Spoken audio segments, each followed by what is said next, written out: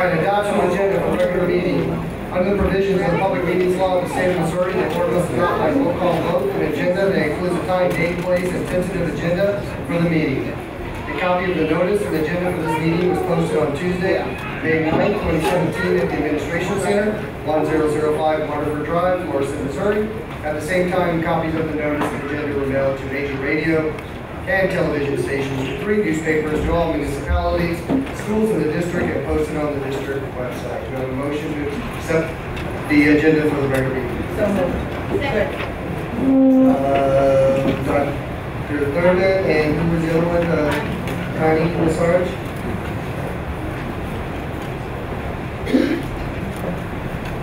Vote. Secretary.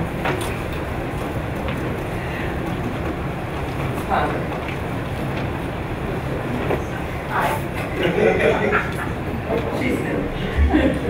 Ms. Lawson. Ms. Hart. Secretary votes aye. Dr. Graves. Aye.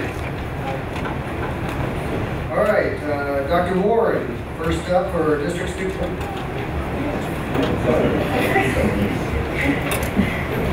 We will now have Dr. Warren to come speak about our district students who were selected for Missouri Fine Arts Academy. Dr. Warren. Good evening, everyone. Good evening.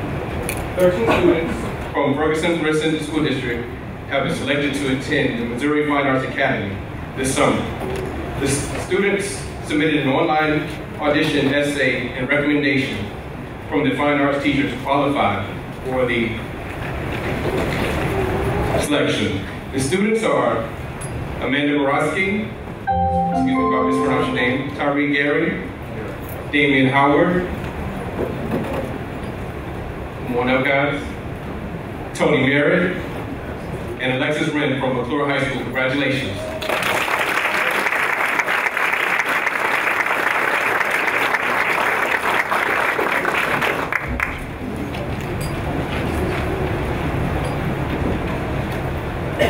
We have from McClure North, we have Dejon Hand, Ian Obost, Michael Profit, excuse me if I mispronounced your name, Mallory Sifford, and Caitlin Walkman from North.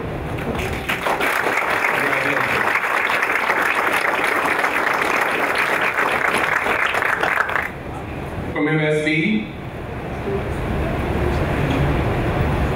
we have Nia Ray Davis, Deja Sadler, and Micaiah Smith from MSB. Congratulations.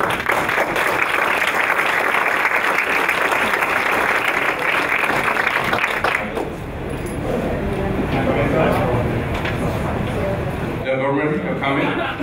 So just to explain for anybody's not familiar, Missouri Fine Arts Academy, similar to Scholars Academy, students cannot participate in both. They can only do BOFA or Scholars Academy. It is limited to the top 200 artists in the state in grades 11 and 12. 50 in each discipline are selected. This is each student will receive a 3-hour college scholarship, renewable forever, to Missouri State University, and they will receive 3 hours of college credit this summer. And this is the 4th year in a row Ferguson-Florissant has had more students accepted than any other district in the state. Yeah.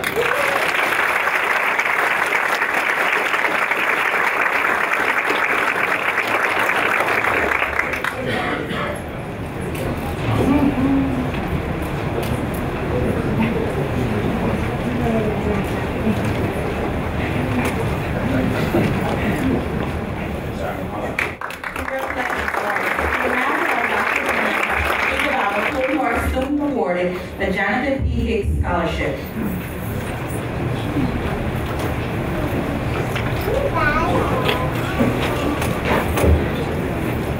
Good evening. McClure North senior Josh Singleton is the 2017 Jonathan P. Hicks Scholarship winner. The Delta Omega chapter of Kappa Alpha Psi Fraternity Incorporated awarded this scholarship for Joshua's dedication and commitment in a variety of areas and challenged him to continue his righteous pursuits of success as well as continue being an example for his peers and in the world. Joshua is at a Eagle Scouts presentation today, so he cannot join us, but please join me in congratulating Joshua Singleton.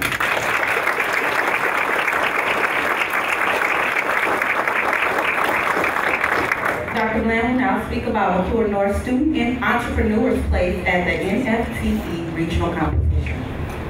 Two of McClure North's business students were among 3 finalists at the Network for Teaching Entrepreneurship NFTE Regional Finals held at St. Louis University on May 3rd. This was the final competition with 3 finalists competing for prizes of $500 for 3rd place, $1,000 for 2nd place, and $1,500 for 1st place. In addition, 1st and 2nd place received an all-expense paid trip to New York City for the national competition next fall and a chance at $10,000.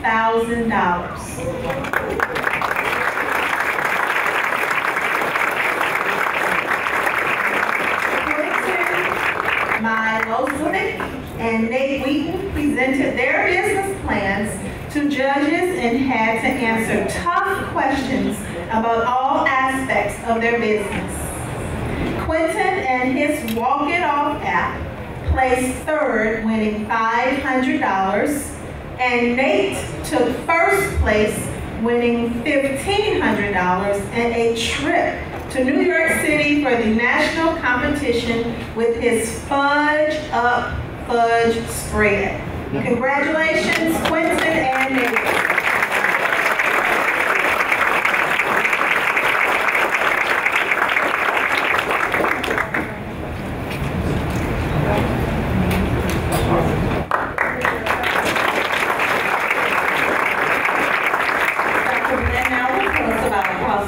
Technology Student Association members who excelled at state this year. Well, the Cross Keys TSA team had a very successful trip to the state TSA competition, and that's the Technology Student Association. Competing against almost 700 students from across the state, 16 Cross Keys students earned numerous medals for their performance. Here is a summary of their accomplishments. So if you could please come when I call your name. Amanda Chu, Techno Design, 3rd place, Leadership Strategies, 4th place, Children's Stories, 4th place, Prepared Speech finalist, 6th place, and Essays on Technology, 1st place, and State Champion.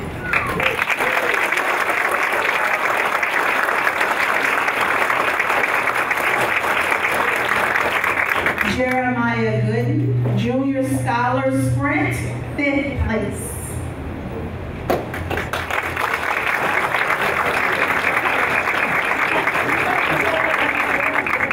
And that's Mom. Brianna Gregory, Technical Design, 10th place. Career Prep, 9th place. Promotional Marketing, 4th place. Thanks.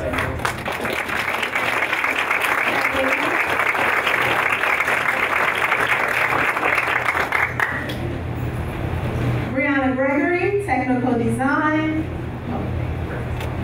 Austin Rakers, Catapult Design, 4th place, Tech Oral, 3rd place.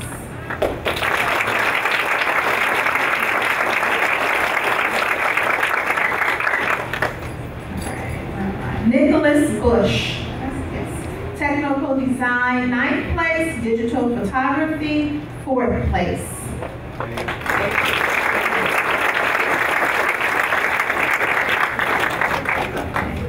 Xander Stone, Catapult Design, 4th place. Essays on Technology, 9th place.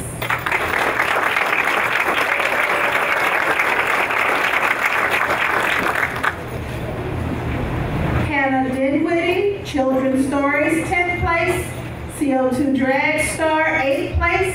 Junior Solar Sprint, 5th place. Prepared Speech, 10th place.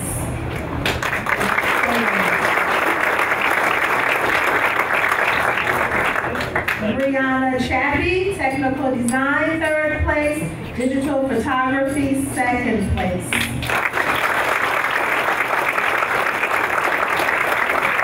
Rachel Hopper, children's stories, 7th place.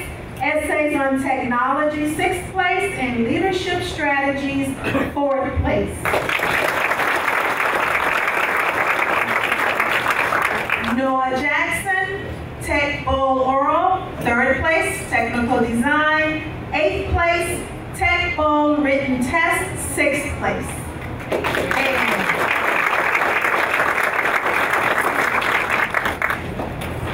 Marcella Tebow, technical design, 10th place.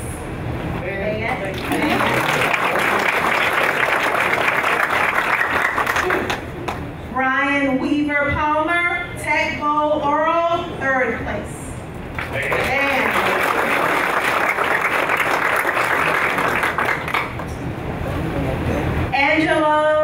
Angel, right? Castellanos, children's stories, 10th place. Essays of technology, 10th place.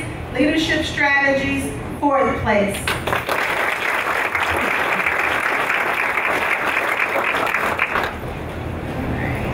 Elise Palmer, children's stories, 7th place. Technical design, 9th place.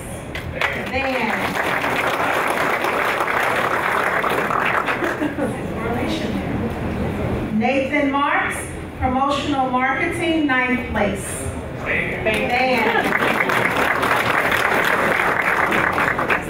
Jermaine Lomax, technical design, 8th place.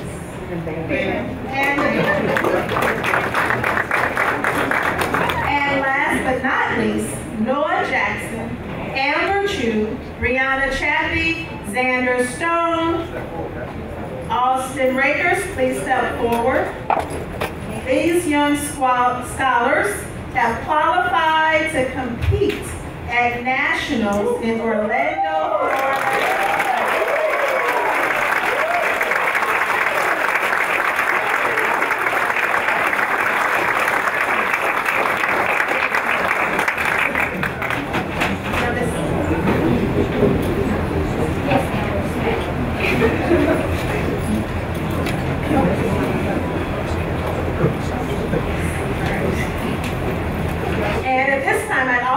To recognize Susan Cloud, teacher, and Eric Brown, teacher and sponsor of this organization. Congratulations.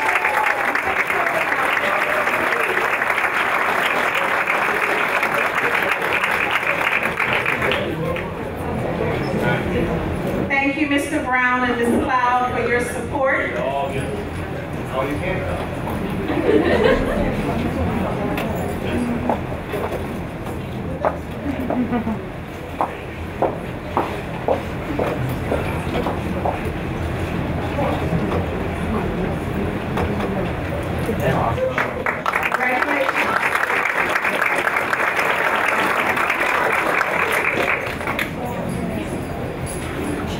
Good job. Good job, everyone. Good job. Next step.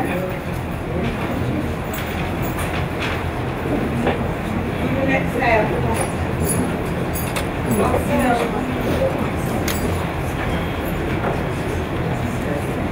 You've lost sound. It's you again. I can hear you. We would next have Dr. Bland talk about the Billy World Challenge.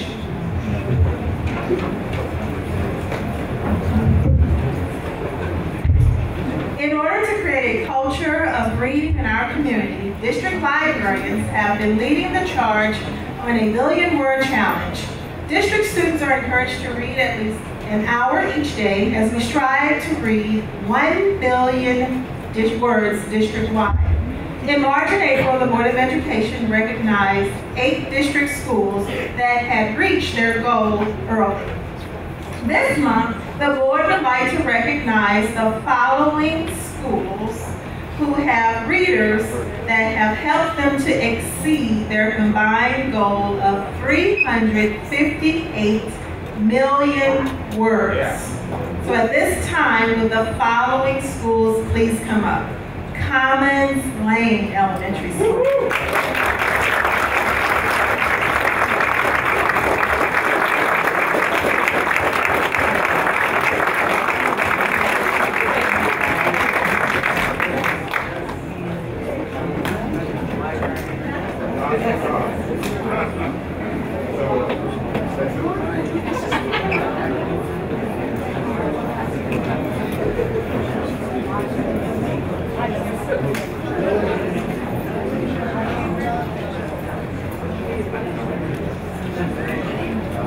Congratulations, Commons Lane.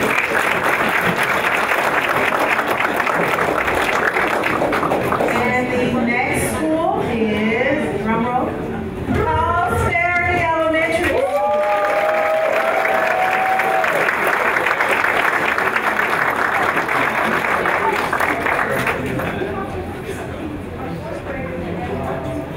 Yes, all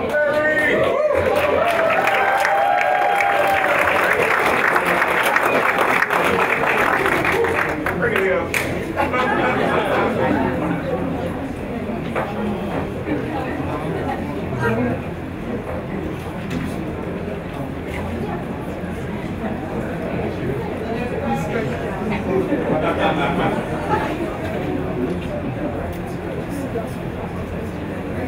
Awesome.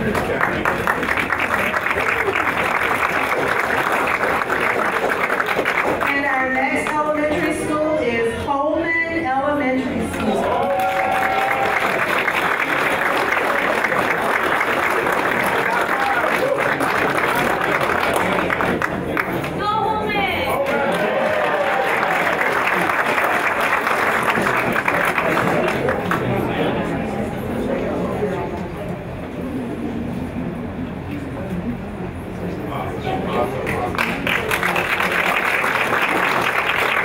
Lee Hamilton Elementary School.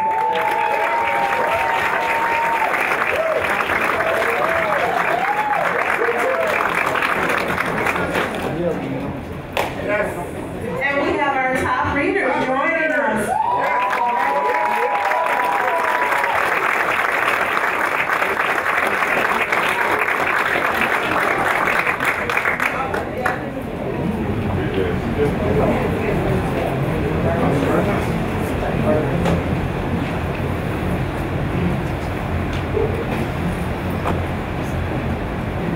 Yeah, awesome. Robin Lloyd Elementary School. And their top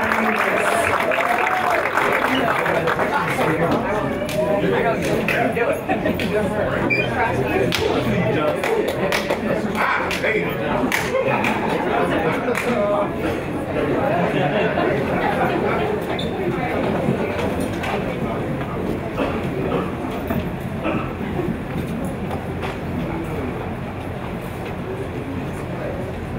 Good job, man. Wedgewood Elementary School.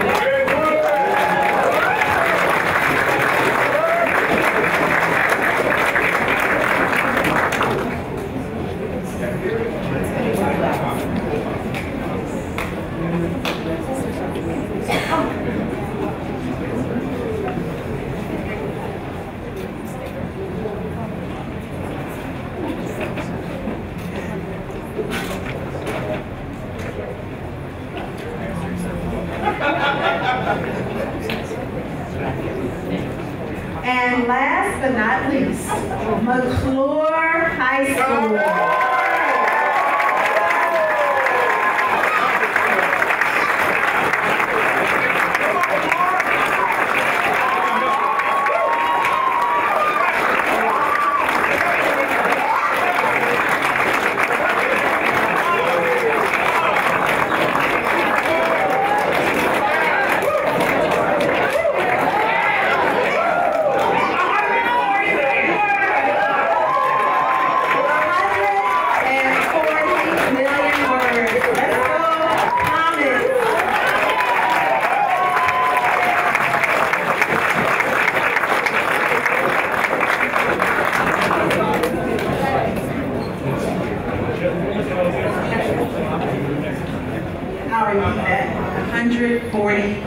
brilliant words. Congratulations, McClure.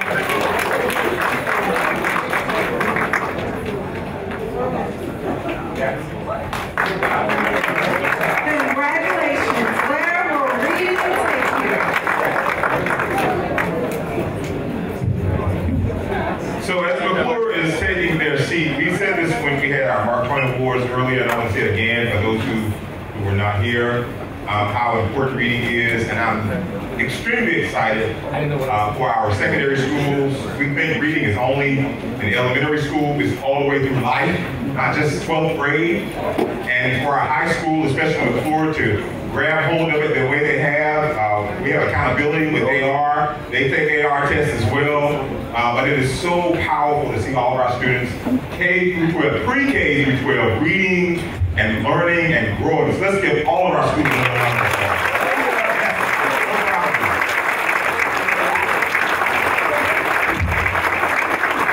We will now have Dr. Hazel come speak about McClure Thespian Truth recognized by Missouri State Thespians.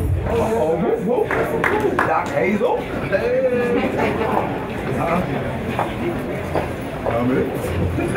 Good evening. At this time, I'd like to invite the Thespian Troop 787 from McClure High School to the front.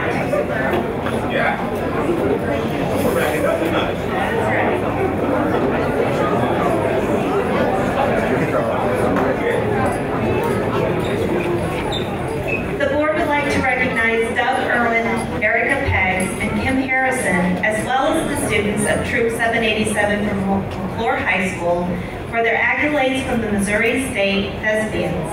In addition to the great work in the classroom and on productions at the school, Troop 787 dedicated time and effort to prepare for the state conference. McClure High School was awarded the Community Outreach Grant thanks to the Thespians, who presented the best plan of action for increasing the visibility of their troupe and educational theater within the community. State officers commented, the hard work and dedication of your theater staff and students is admirable and commendable. Congratulations, McClure.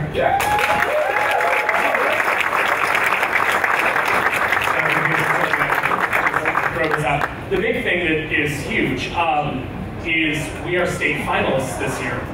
We will not find out for our production of Pippin. We will not find out until September, but all these students were involved.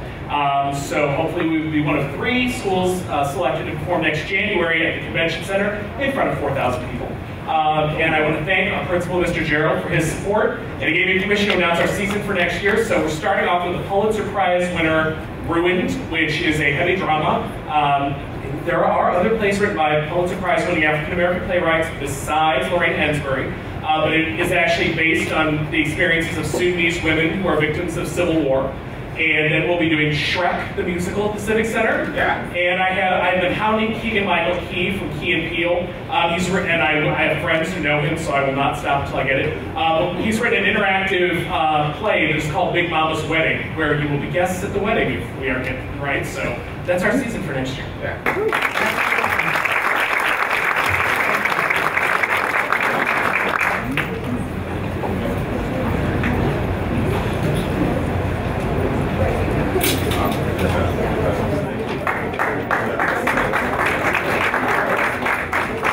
Dr. Hazel will now tell us about Vote's teacher who received the Golden Apple Award. Vote elementary teacher Christopher Gardner has been named one of the 2 2016-17 Golden Apple Educator by the St. Louis American. Mr. Gardner, will you join us?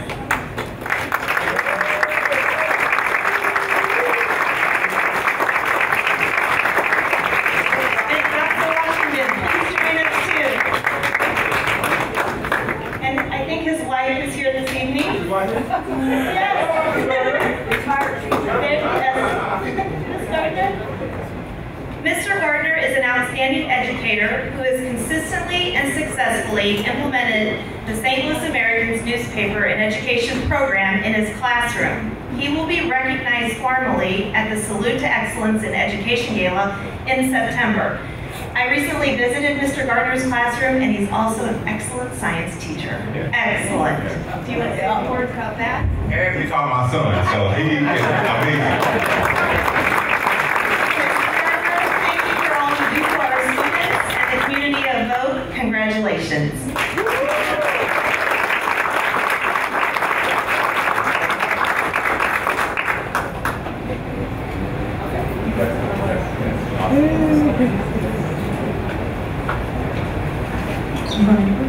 We will now have Dr. Hazel Do, Berkeley Middle educator who was featured, in Federal Reserve Annual Report. The board is pleased to recognize Betty Chisholm from Berkeley Middle School. Betty and her students are featured in the Federal Reserve Bank of St. Louis 2016 Annual Report, Economic Literacy for All. Betty is an engaged member of the Reserve's Educator Advisory Board and is committed to providing her students with an education that will equip them with financial and computer literacy. The Federal Reserve appreciates all that Betty does to help students grow in their understanding of the economy and how to manage their money. As a board member, she has presented at professional development programs for the Federal Reserve and acts as an eco-ambassador to encourage other educators to recognize the critical importance of economic literacy. Well done, Ms. Crowe.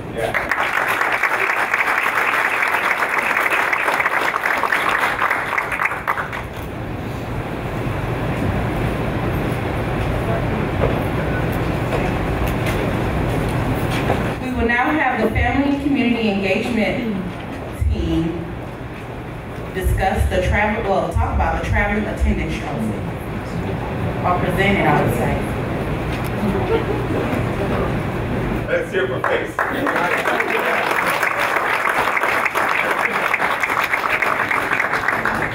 Good evening. The purpose of the traveling trophy is to create friendly competition, I'm going to say fierce competition, among elementary, middle, and high school campuses to increase the number of students with 99 attendance. We strongly believe that students with 90% attendance, 90% of the time, will improve academically and socially. At this particular time, I'm going to go ahead and announce the winners for the elementary level. The winner is Airport Elementary.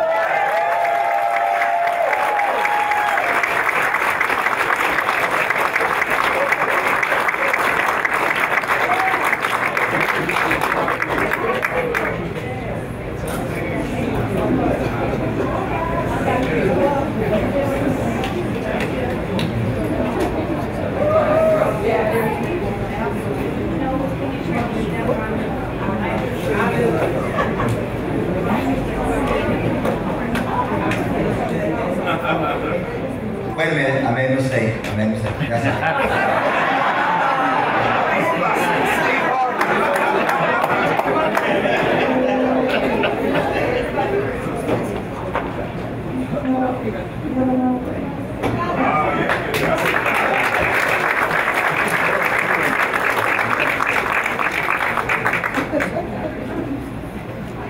For the middle school level, the winner is Cross Keys Middle School. Cross Keys!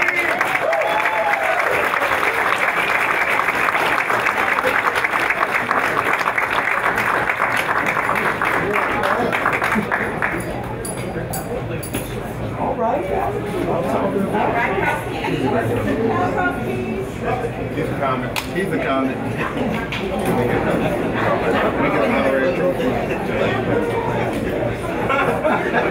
We got it.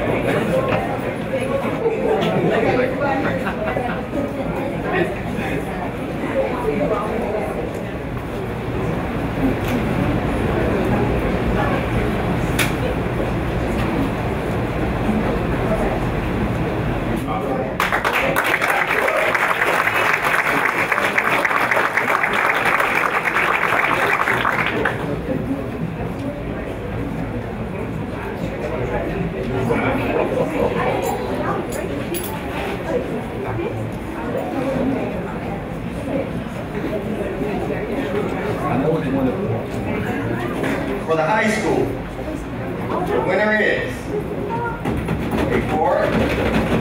McClure North High School.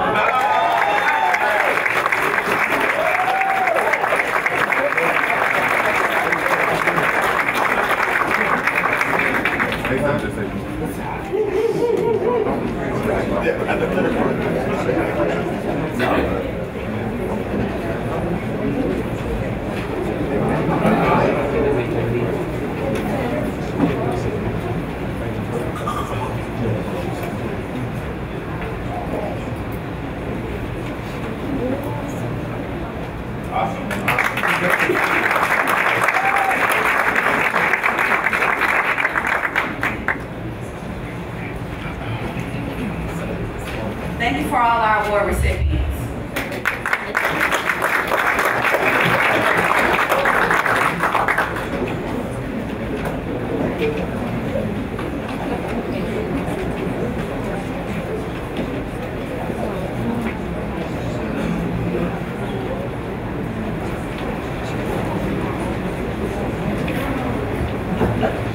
All right, at this time, this portion of the meeting is allocated to view a short video from MSBA that may be of special interest to the board members and the community.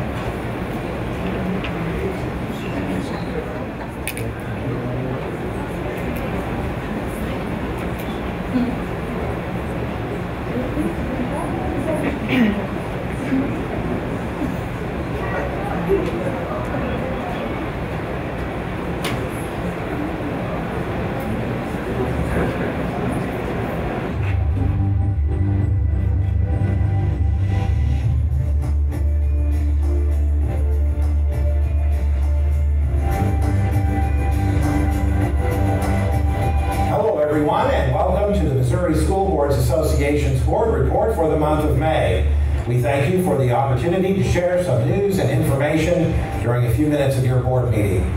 We begin with a look at a U.S. Supreme Court case from Missouri that could have national implications for school vouchers.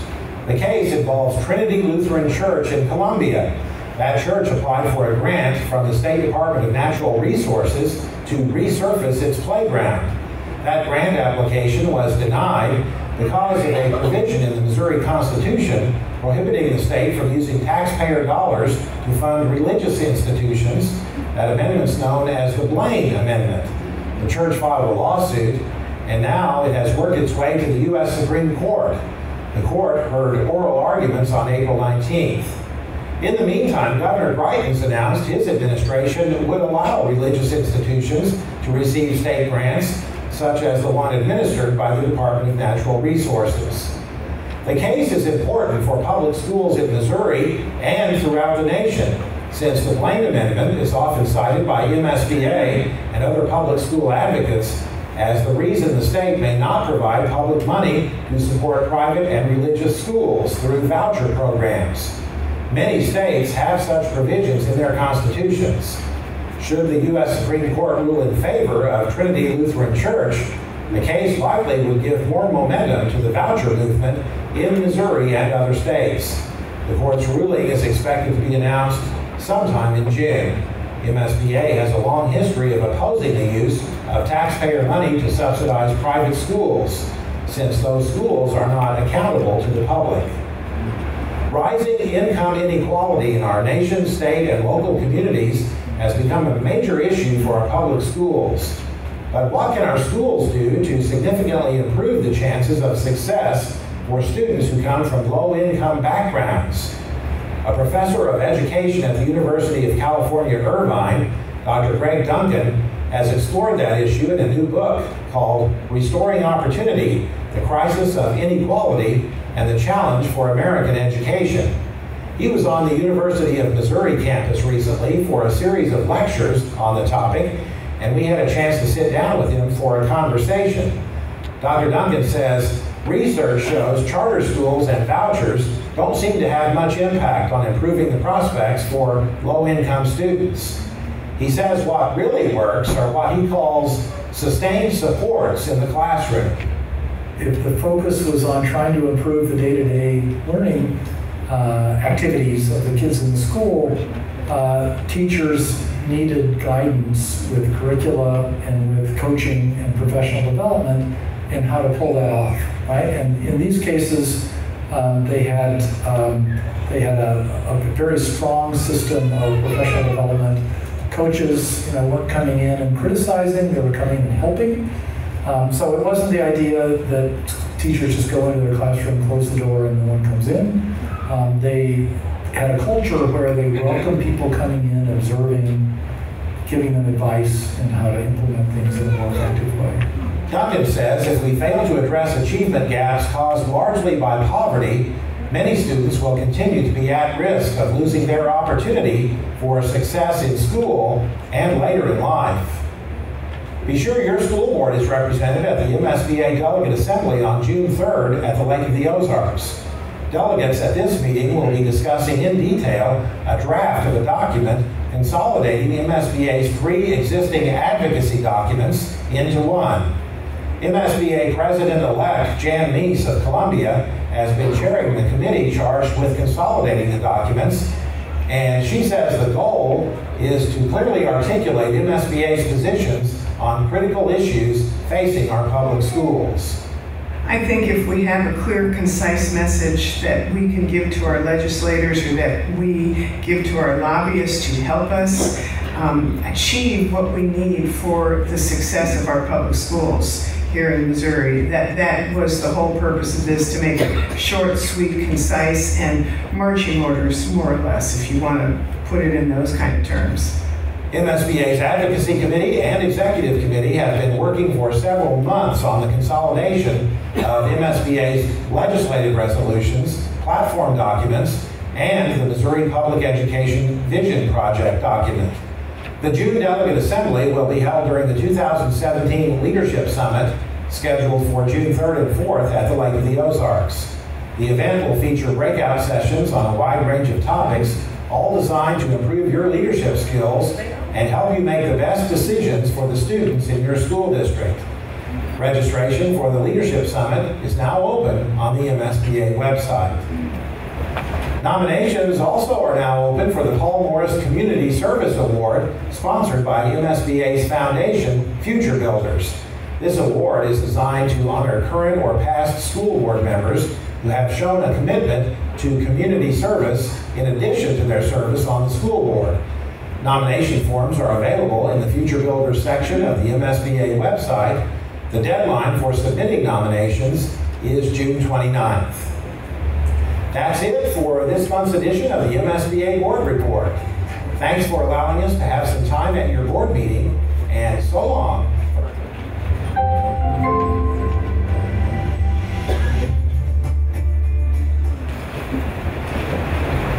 This portion of the meeting is allocated for the board to provide an update of current activities and events in the district that may be of special interest to board members and the community. Mr. Scott Ebert, unfortunately, couldn't make it tonight due to a family commitment. So we'll start with Ms. Ponder.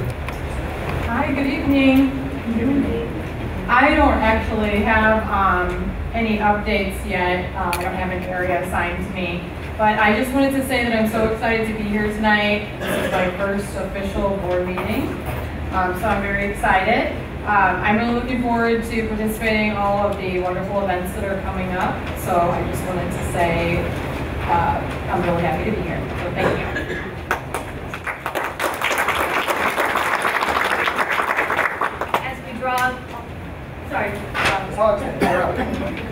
As we draw near to the end of the school year, that means that we have to start thinking about next year. And I'm on the talent committee, and the talent department is very busy hiring new teachers, new everything. So we just look forward to a new school year with the new people that we're hiring. Thank you. Ms. Arch. Good evening. I want to say congratulations again to all the students, teachers, and librarians that participated in our Billion Word Challenge. We're almost there. Right now, the words read is 969,794,733 words. So congratulations. And yes. My area of the strategic plan is networking, which is formerly known as the stakeholders and community engagement.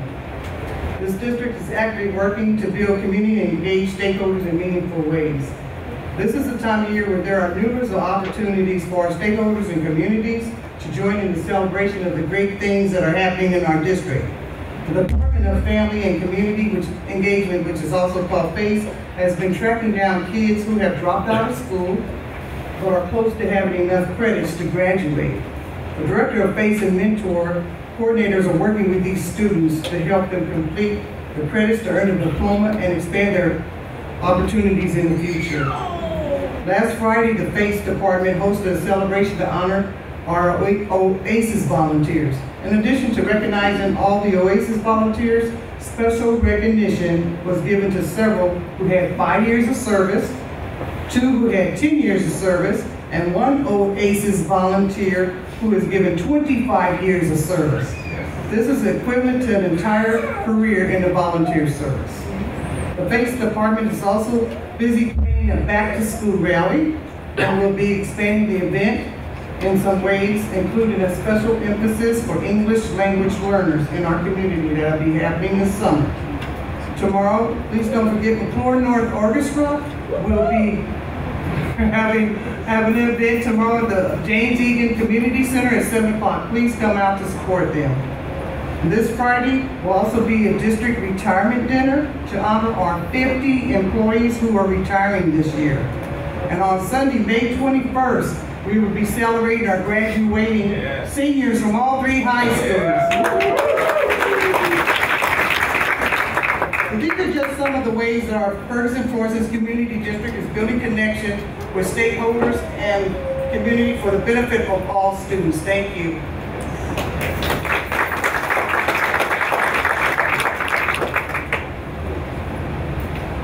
Dr. Thurman. Thank you. Hello everyone, how are you? I just want to say first of all, welcome to Jessica. We are so excited to have you, and I know this is your first official meeting, so welcome to the board.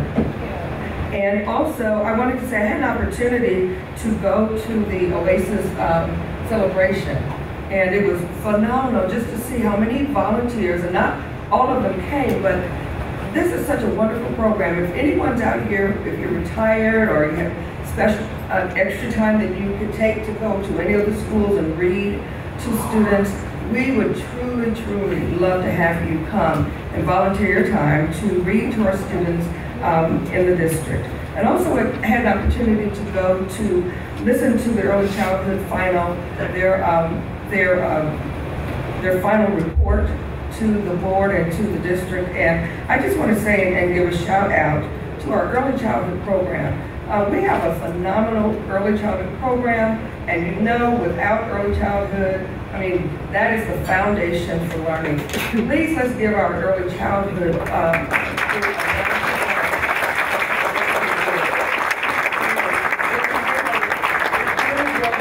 all the quality programs that they present in our district.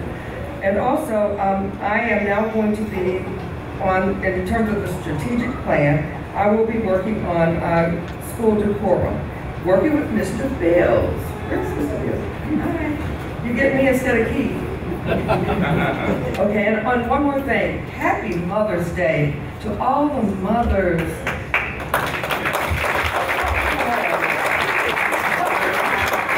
Happy Mother's Day. I know you don't get the credit that you deserve all the time. But I just want to say Happy Mother's Day to everyone who's a mother and those who pretend to be mothers. I pretend to be a mother because I've never had a child, but I'm an auntie. So I just want to say thank you to the work that you do with your children, and enjoy your weekend. Yes.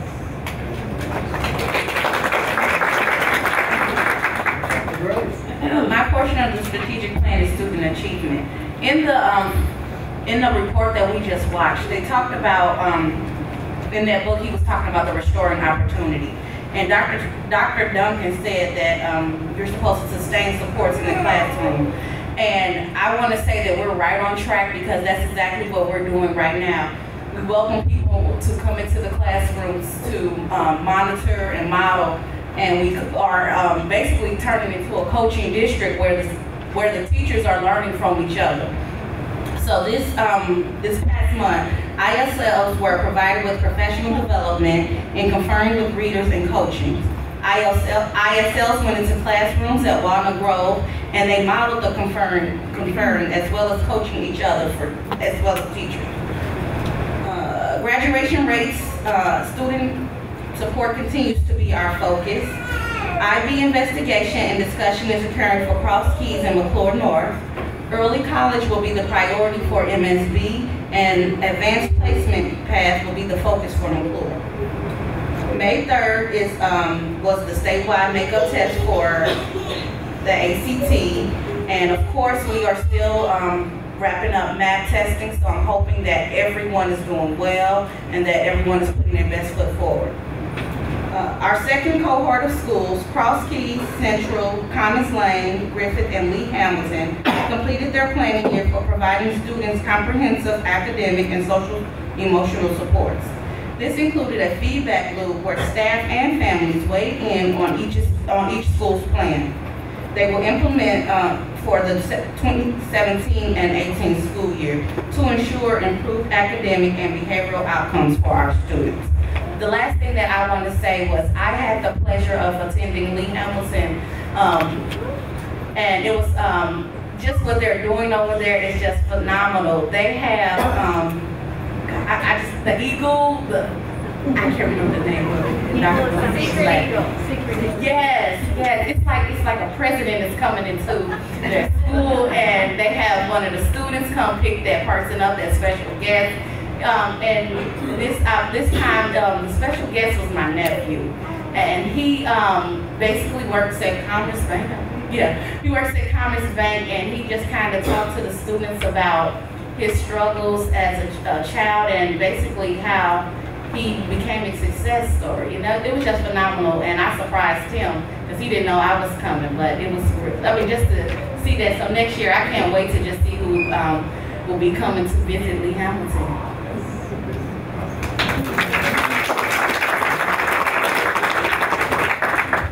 Good evening, everyone. My portion of the strategic plan is the infrastructures and processes. We're in met with the cabinet regarding that. The biggest focus right now continues to be the STEAM school. We're still on track for it to be open, and I know Dr. Bland will be giving a presentation later tonight where we're at on the STEAM school at this time. A shout out to all of our teachers, right in the middle of Teacher Appreciation Week, so yay teachers. Teachers, please stand.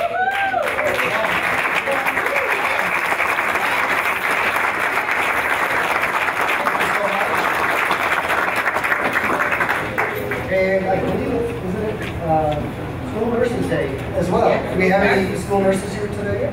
Bro, I'm just taking all my stuff. And that's all I have.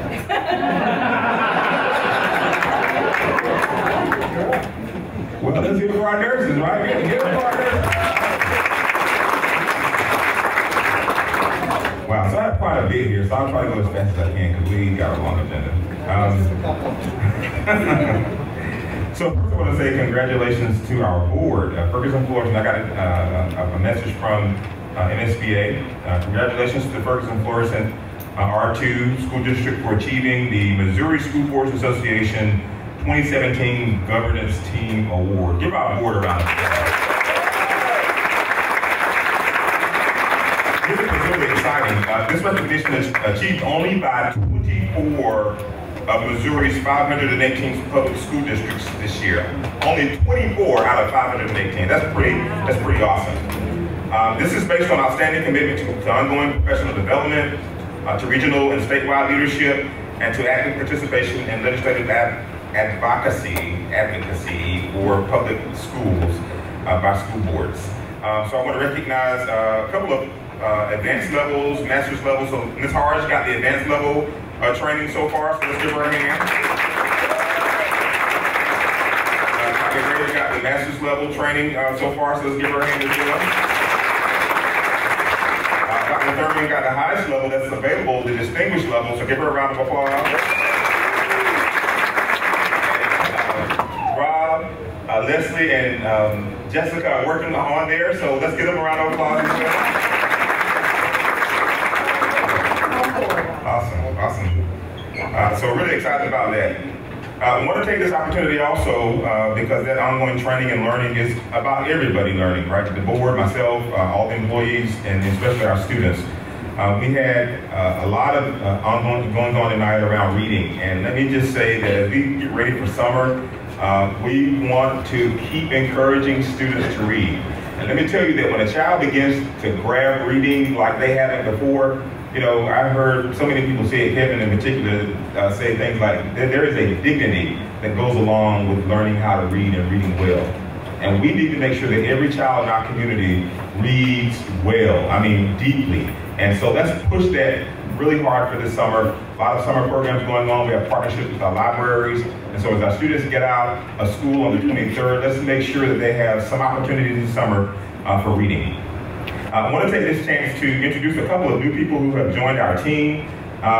So as I call your name, please come forward because I want the board to see you. So first I'd like to introduce Ms. Tiffany Bess.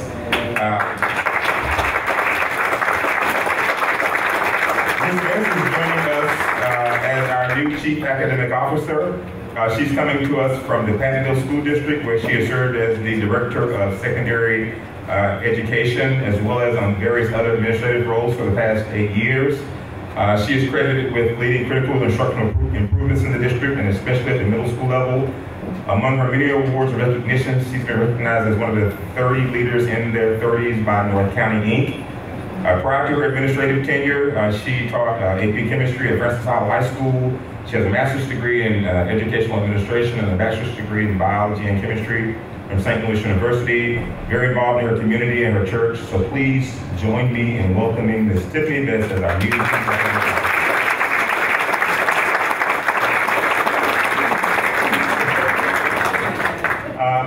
Next, I want to introduce Mr. Isaiah Melendez. He's the new assistant principal at Berkeley Middle School. Give him a round of applause.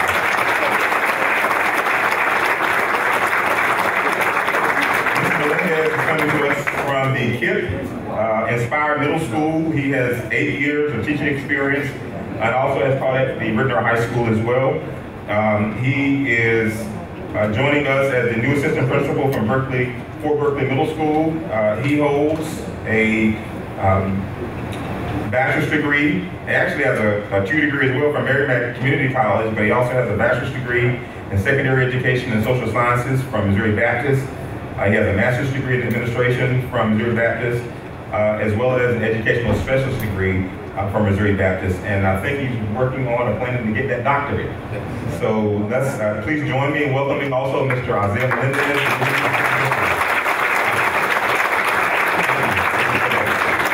The board has, the board has high expectations, so let's get it done. But we welcome them to the team. Great additions to the team. Also, a couple of additional things here. Tomorrow is May 11th, and that is Give STL Day. And so I encourage all of you, we take dollars, pennies, $100 bills, $1,000, but you can go on www.givestlday.org and you can give to our foundation. We are pushing hard to get more monies in our foundation so we can do additional things for our students. Let me tell you that when we think about our resources in our district, we're doing everything we can to route resources into the classroom. As we made decisions about what we do in this district, everything is focused on our children and how we give resources to our classrooms and our schools so that we get more in our schools as we need it. So tomorrow, May 11th, is Give STL Day, www.givestlday.org. Please go online, give something, $1, $10, maybe you can give thousands of dollars. Please do that as well. Awesome. Our Summer Institute is coming up. We have our Summer Institute every year. This is our second year coming up. We have a partnership with Washington University, as well as the Santa Fe Center for Transformational Leadership with Third Floor. And our institute will begin at WashU. We'll be doing some work over at UMSL and back on our campuses. So we have some really strong partnerships with universities in our community. The institute will be from May 31st through June 6th. It's a 5-day institute. And we focus on 4 broad things that narrowly get to the classroom. We're going to be thinking and talking specifically about our graduate profile and being clear about what that looks like, and we'll engage the community in that. What kind of student are we trying to build? What does that look like? And what does all of our work look like in terms of building that kind of student as they graduate from us? We're going to be focusing on deeper learning, as well as a coaching model that we are going to be using, the transformational coaching model using Leonard Aguilera's work. And also shared images of success. And finally, we have our all administrators meeting. We have a great partnership with the Federal Reserve Bank at no cost to the district. We will be there on July 28th, and all of our administrators will be there, and we'll start our year out getting ready for the coming school year. So really excited about ending the 16-17 school year and getting ready for the 17-18 school year. If you remember nothing else, I know I said a lot, please remember reading. Reading. Reading. Make sure our students are reading. Thank you so much.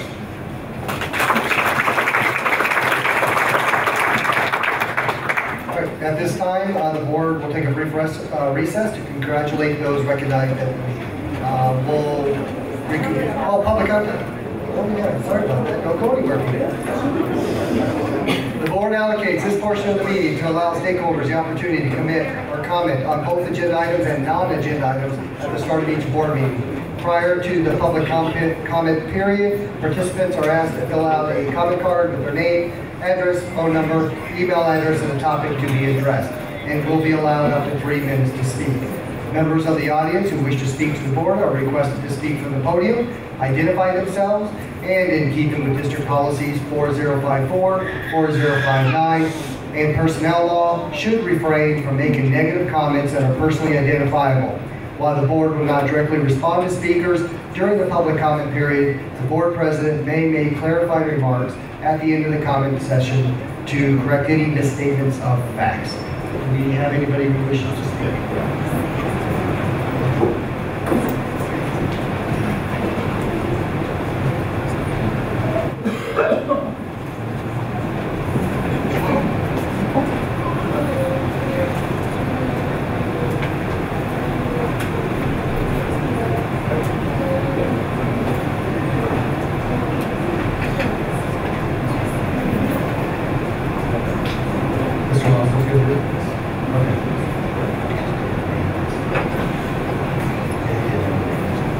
Mr. Lawson.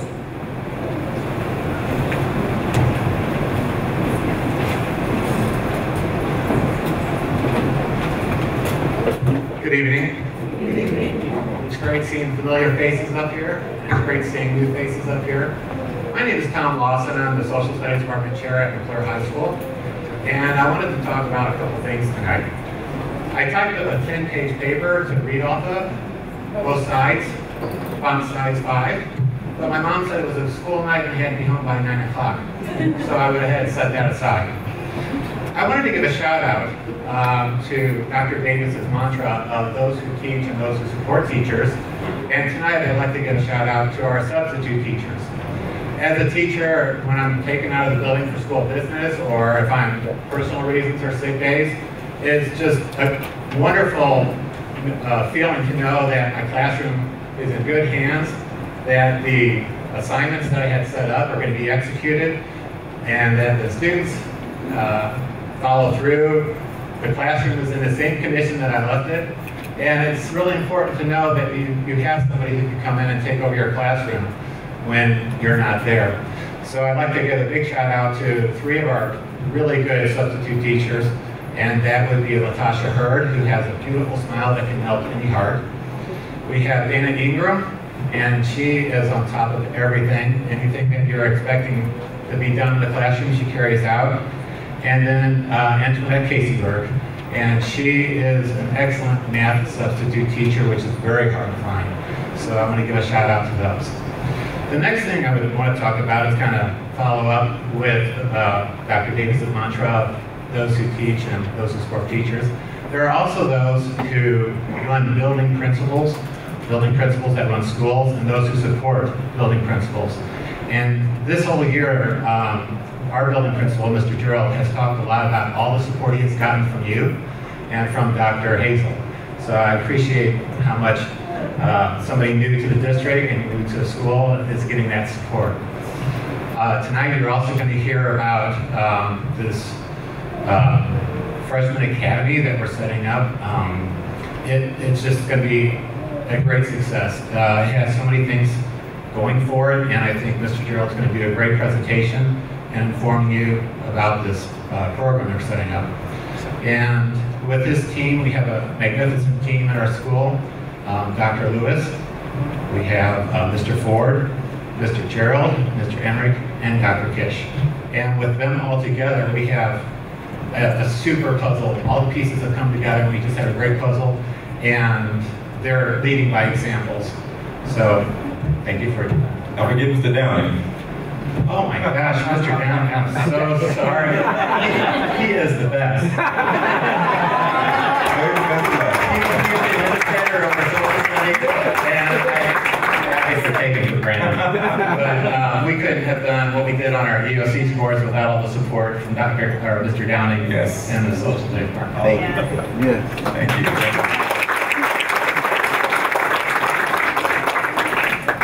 So there are no more comments, so at this time, we'll take a brief recess for 10 minutes. There are seats available on front. Come up. I think I might move up. Should we move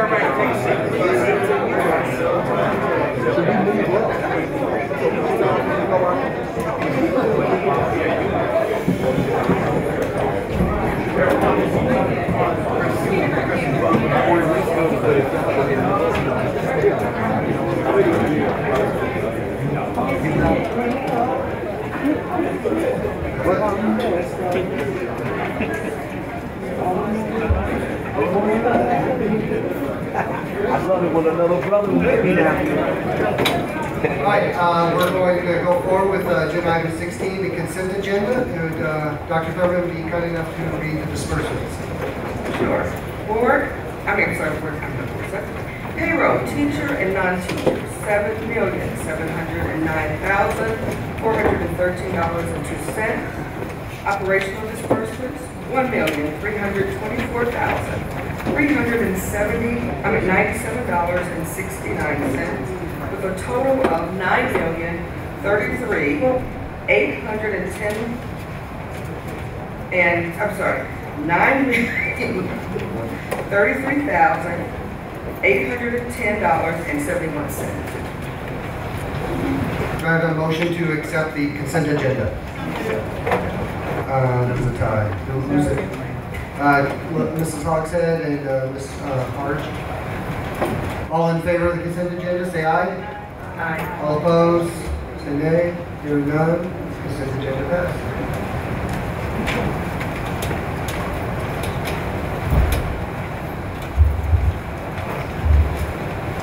Dr. Warren will come forward for the AP Business Economics textbook adoption. I understand this is just for board informational. Absolutely. Good evening, dear board. The Board of Education approved the AP Business Economics course at the January board meeting. The Krugman Economics for AP second edition is being recommended by the 3 high school teachers who will receive training on the coursework and by the trainers from the Federal Reserve Bank. The Federal Reserve will be providing the book to the district as well, at no cost. Read that last part again. At no cost. Get my Dr. Davis voice. Do you want to continue on, or is there any discussions, questions regarding that adoption? All right, AP English Language and Composition textbook purchase. Thanks, Jay. Jay's done a great job leading that work. And this will be for board action. My AP guru, Dr. Forbes. At the January 2017 board meeting, the board approved the district to begin offering the AP English Language and Composition course, focusing on rhetorical analysis of nonfiction texts and the development and revision of well-reasoned, evidence-centered, analytic, and argumentative writing for next school year. We would like to purchase textbooks, which includes online test prep support for this class. The textbook I am recommending for purchase is published by McGraw-Hill and is titled The Art of Voice. The cost for 200 textbooks would be $15,149. I need a motion to accept the AP English Language and Composition textbook purchase. So moved. Second. Motion made by Dr. Thurman, seconded by Dr. Graves. Any discussion? Hearing none. All in favor, say aye. Aye. Any opposed? Hearing none, motion passed. Thank you. Mr. Goble, where are you? There you go. So Mr. Adam Smith, elementary math specialist, is also going to be part of the presentation. Good evening, board. Over the past year, the math grade level curriculum writing teams, with the help of the math specialists, have updated the math units of instruction to meet the new Missouri learning standards. We are bringing the new math units of instruction before the board for your approval to use as our district-wide math curriculum. There is no cost associated with the curriculum. There is no cost associated with the curriculum, and we were empowered from company. So just to give you a little bit of background, we started this journey for the math units of instruction back in 2011 and 12 with getting training with about 80 writers, curriculum writers, and coordinators through all the content areas we were doing training, and this was through Lead and Learn, prioritized standards, and unwrapping and learning how to do that process. Then in 2012 and 2013, we focused in on common formative assessments, solution treated that. We also had those 80 same people come back for the training, and both of these trainings were 2-day trainings. In 2013-14, we did the rigorous curriculum design training for Lead and Learn, and that was the backwards design model that we used for writing our units of instruction for mathematics. Again, we had everyone trained for 2 days as well in this process. 2014-15, elementaries were given a chance to pilot the units, as well as secondary started piloting some of them as well. 2014-15, December, the teachers were given a survey, provided feedback for the units, and then in May, we gave it again. And then in 2015-16, we actually got board approval for the original process of the units of instruction for using that as our curriculum for the district. And then now in 2016-17, we've been revising the units of instruction because in April of last year, Missouri adopted new math and Missouri learning standards. So this year, we're still assessed on the old. So the new curriculum, based on the new units of instruction, will go into place for next year, and that's when we'll be assessed on the new standards. So I'm going to go ahead and turn this over now. So as Mr. Vogel said, we are in the process of updating the new Missouri learning standards. Updating the new curriculum for the new Missouri learning standards. We, along with the curriculum writing team of each grade, like we have some in the audience right now, we have worked very rigorously to make sure that we are aligning our new curriculum with the standards. On April 3rd, we took it to the board. We took it to the pre-K-12 committee. They got approved there, and then April 18th, we took it to CAC, and now we're taking it to the board today. So, and we have access to these documents via the Ferguson website or via the Google Drive, which is shared with all of our teachers on the Google Drive. So they're reproducible as well. And then, yes. So now we are, so now we're taking to the board to adopt the math units of instruction. And Mr. Vogel and I are going around now to the different buildings. Mr. Vogel is taking the secondary buildings, the middle schools and high schools, and I'm taking the elementary schools. We're going to give presentations to each of the buildings to make sure everybody's on the same page with the new units of instruction, how to access them, and how to use them most effectively for their instruction. I need a motion to accept the math units of instruction. So moved. Motion made by Ms. Hunted, seconded by Ms. Harge. Any discussion? So can I say one thing, Mr. President?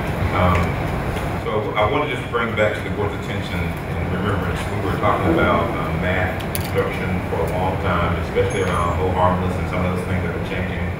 I want to just, really take an opportunity to recognize Adam and Kevin for one being so smart, because they're math teachers. I love math people. But they have been working diligently with all of our teachers. Elementary teachers are getting support, secondary folks with the structures that are in place. What we want is a storehouse so that a new teacher who comes into our district can access curriculum, focus on pedagogy, focus on teaching, so that they can spend time teaching. They shouldn't have to spend time doing all this pulling and building. They need to focus on how we deliver great learning for children. And so I really want to just highlight the work they're doing, and it's going to be scaled up in every area, but just wanted to say that we're really excited about the math part, and we want to do the same with all of our other areas as well. We currently have about 10,000 resources for teachers on that site.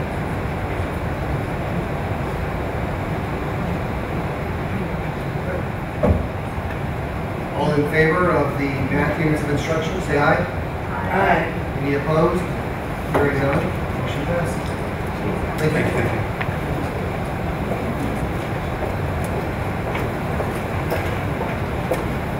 The doctoring assessment data tool. Dr. Edson has been leading our work on assessments, and she's going to be sharing some information about that and assessment tools. Hi, good evening. eDoctrina is a web-based tool for developing and administering assessments across all grades and all content areas. It also allows teachers and leaders to analyze data about student progress towards mastery of learning standards. The program offers an extensive item bank with questions tied to Missouri learning standards for the development of new assessments, or the district can upload existing assessments. Teachers have the option to administer assessments online or using bubble sheets. Assessments can be scored by scanning bubble sheets with a network printer, a document camera, or cell phone camera. In addition to multiple choice questions, the product contains a variety of question types, including constructed response and performance events that require rubrics. This allows teachers in all content areas, including primary grades, world language, and special area classes, to use assessments and monitor student progress more effectively. Data reporting from assessments will be used in grade level, which is in elementary, or content area, which is in the secondary, data teams to drive instruction, intervention, and enrichment. In addition, teachers may access standards-based progress reports for individual students to share with parents. eDoctrina also has tools for curriculum mapping and PBIS tracking.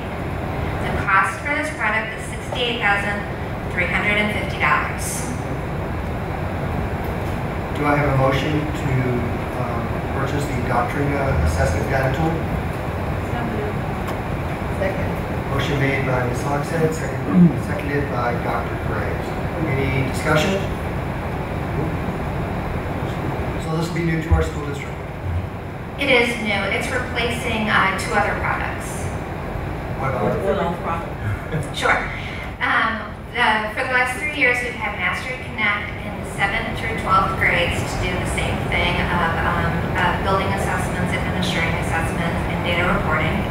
And this year, at the elementary level, we had a component of Renaissance Learning, which was called Star Custom, that was meant to perform that piece. And what eDoctrina allows us to do is have one system, K through 12. It allows all content areas, and it has question banks that are reliable, embedded across social studies, science, English, math, world language. Let me also add that this is really important to me when it comes to our district dashboard report cards, right?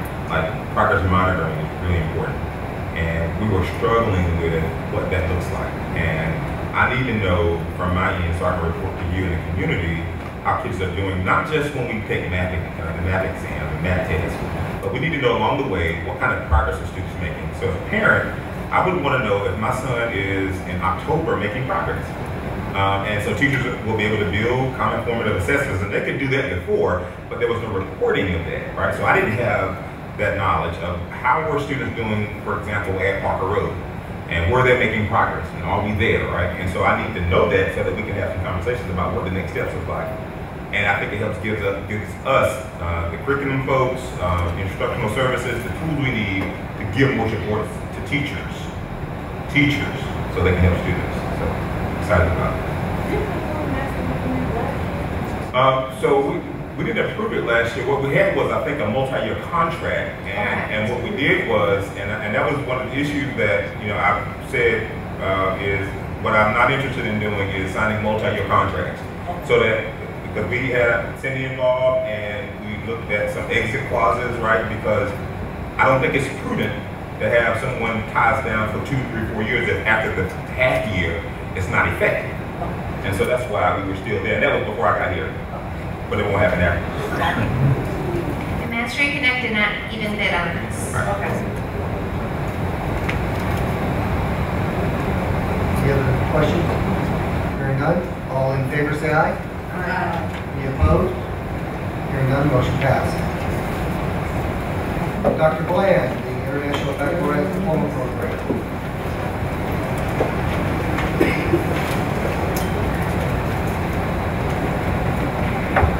Good evening. I've asked the team to come. We've worked together in planning for the International Baccalaureate program in Ferguson-Florissant, more specifically at McClure North, and a preparation model at Cross Keys. So McClure North would like to complete the 2-year authorization process for the International Baccalaureate program, which is also known as IB. The program is an international curriculum for high school juniors and seniors. The IB curriculum has 6 main areas of study: language and literature, language acquisition, individuals and societies, experimental sciences, mathematics and computer science, and the arts. There are 3 additional elements that round out the program: a theory of knowledge course, learning outside the classroom, and a 4,000-word essay. And so, to summarize it, it's a way to get our kids college going and create that kind of culture in our schools. And so at this time, I'm going to ask Mark Forbes, our data strategist, to come up and share more information regarding IB. So, what is the International Baccalaureate? Well, the Baccalaureate is a series in Europe. The Baccalaureate is a series of tests students take before they can graduate from high school. Usually there's each nation has a different amount, 5 to 6. Sometimes they'll give you 7 or 8 choices, and then you must pass 4 or 5 to graduate from high school. So that's what a baccalaureate is. What the International Baccalaureate is, it's an organization that started in Switzerland in the late 60s, and they wanted to replicate a baccalaureate model, this series of exams that could be given anywhere in the world, at any high school in the world. And so instead of going, not knowing if you moved a country, if your test would count in another country, this was a way to make this baccalaureate model across all countries. It is based on the international model, and as a result of this, there's a lot of emphasis on deeper thinking, especially inquiry-based learning. It's very, very big on inquiry-based learning. One of the things they also emphasize is, since there are so many countries in Europe in a small area, there's a big, and so you need to know multiple languages, there's a big emphasis in the International Baccalaureate on knowing a language other than your native tongue. So there's a big emphasis on communication in 2 languages. And the other thing is, the International Baccalaureate folks said, you know what if we educate a lot of people like this all over the world, maybe there is a better chance of communicating and having more peace. So it really is kind of a global model. The International Baccalaureate is criterion reference or standards based. Everything that takes place in the IB model is based on a score of 1 to 7, 7 being the best, and 1 being there needs to be quite a bit of improvement for you to meet the model. It is interesting also in that it is the Renaissance model. The Renaissance model of learning says that all subjects are valuable and each of them can teach you something that the others can't. It's not anti-STEAM at all, but there's not an extra emphasis on science or math unless the student or the school sets it up where there could be there's an elective possible where you can take an extra math. So, as Dr. Bland mentioned, there's 3 components throughout IB. Now, you'll see in a minute, the IB program is possible to have it primary years, middle years, all the way up to 12th grade. And these 3 components you would see at all levels: elementary, for the primary, the middle, and the diploma program. The theory of knowledge deals with questions like, how do we know what is true? And it's a philosophic approach to learning. It's people who think, the IB folks want students to think about their own thinking. And so how do we think about thinking, and how have people in the past thought about thinking? The community action service piece is kind of interesting. The IB folks think that it's very important that when students are learning that yes, you should be good at academia, but you also need to excel outside of academia. And one of the reasons they say that students should do this is that students can become self-absorbed if they only think about academics. And so they need to venture out. So there's a community service piece in this. There's an action piece where students are required to learn an instrument or to play a sport or something else within, and that's the community action service piece. This extended essay is very interesting.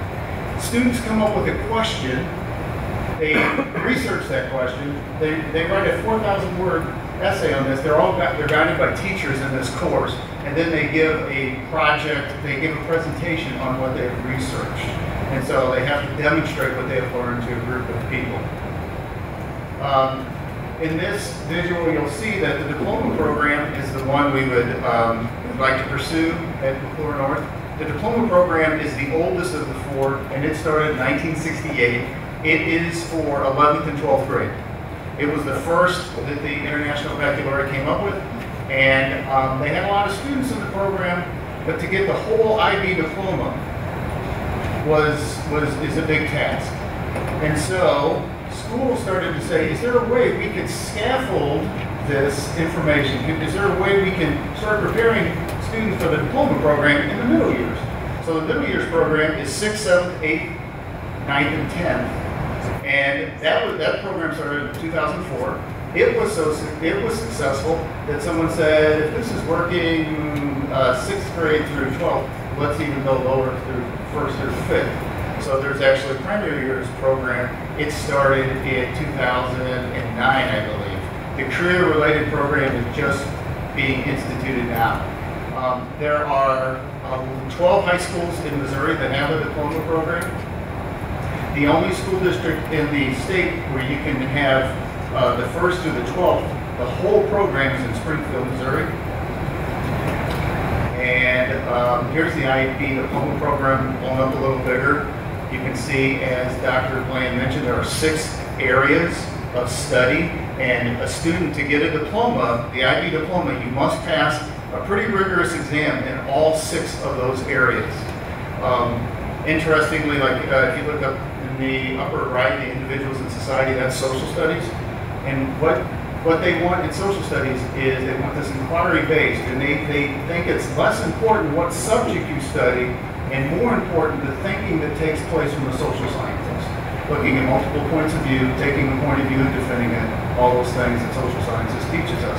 If you look across the way, the sciences, they are less concerned about what science you take and more interested in learning the process of thinking like a scientist. So in the science program, there's a big emphasis on doing research and writing reports. And so they don't care if you do that in physics, chemistry, biology, but they want you to be able to do that thinking process of research and inquiry. So to sum up the goals of IB, this is my synthesis of trying to get this all together. This is what I came up with, just to give you a version of what IB is about. It's to produce global citizens who practice a multidisciplinary thinking, decision-making process, understand perspectives from a variety of global frameworks, and act empathetically towards the global community. There are 6 subjects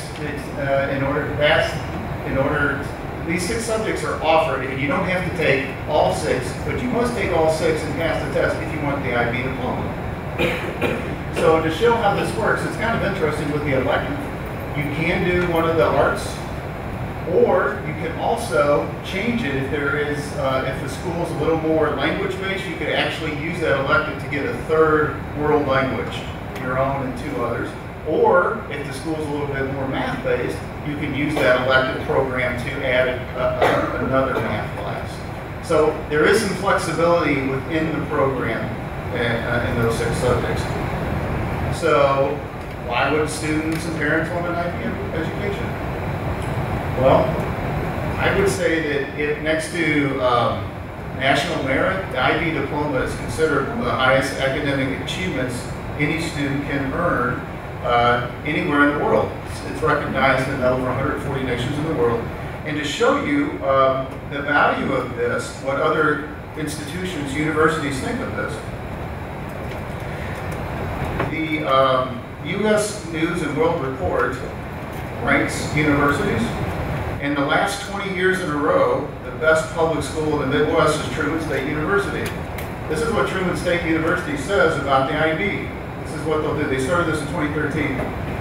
If a student earns an IB diploma and receives a total score of 30 or above, 45 is the most you can get in this composite IB score. But if you score 30 or above, and 30 is average for anyone who earns a IB diploma, Truman will automatically award the student 30 hours of transfer credit, basically one year's worth of university credit. So that's pretty powerful. Also, I have some other examples, but I know we're limited with time. So there may be, the other thing I would mention on this slide is not only that students can earn the whole diploma, but also if students aren't interested in earning the whole diploma, they can earn some tests. You can score on one of the 6 tests and receive usually some kind of university recognition for that test. So to get the diploma, you have to pass 6 tests, and then you have to meet the criteria for the components. So another reason why students want an IB education, some students really want a challenging learning environment. When I talked to the folks in Springfield, Missouri, who run the IB, they said one of the things that they were pleasantly surprised by was how many people wanted this global approach to education in their city. So Central High School in Springfield is the IB school there, and they have about 1,800 students. Before they started IB, they were at 1,000, and their school was, they were thinking about closing their school and merging it with other high schools. But they really think that IB is the reason why that they were able to not only sustain, but to grow as a school.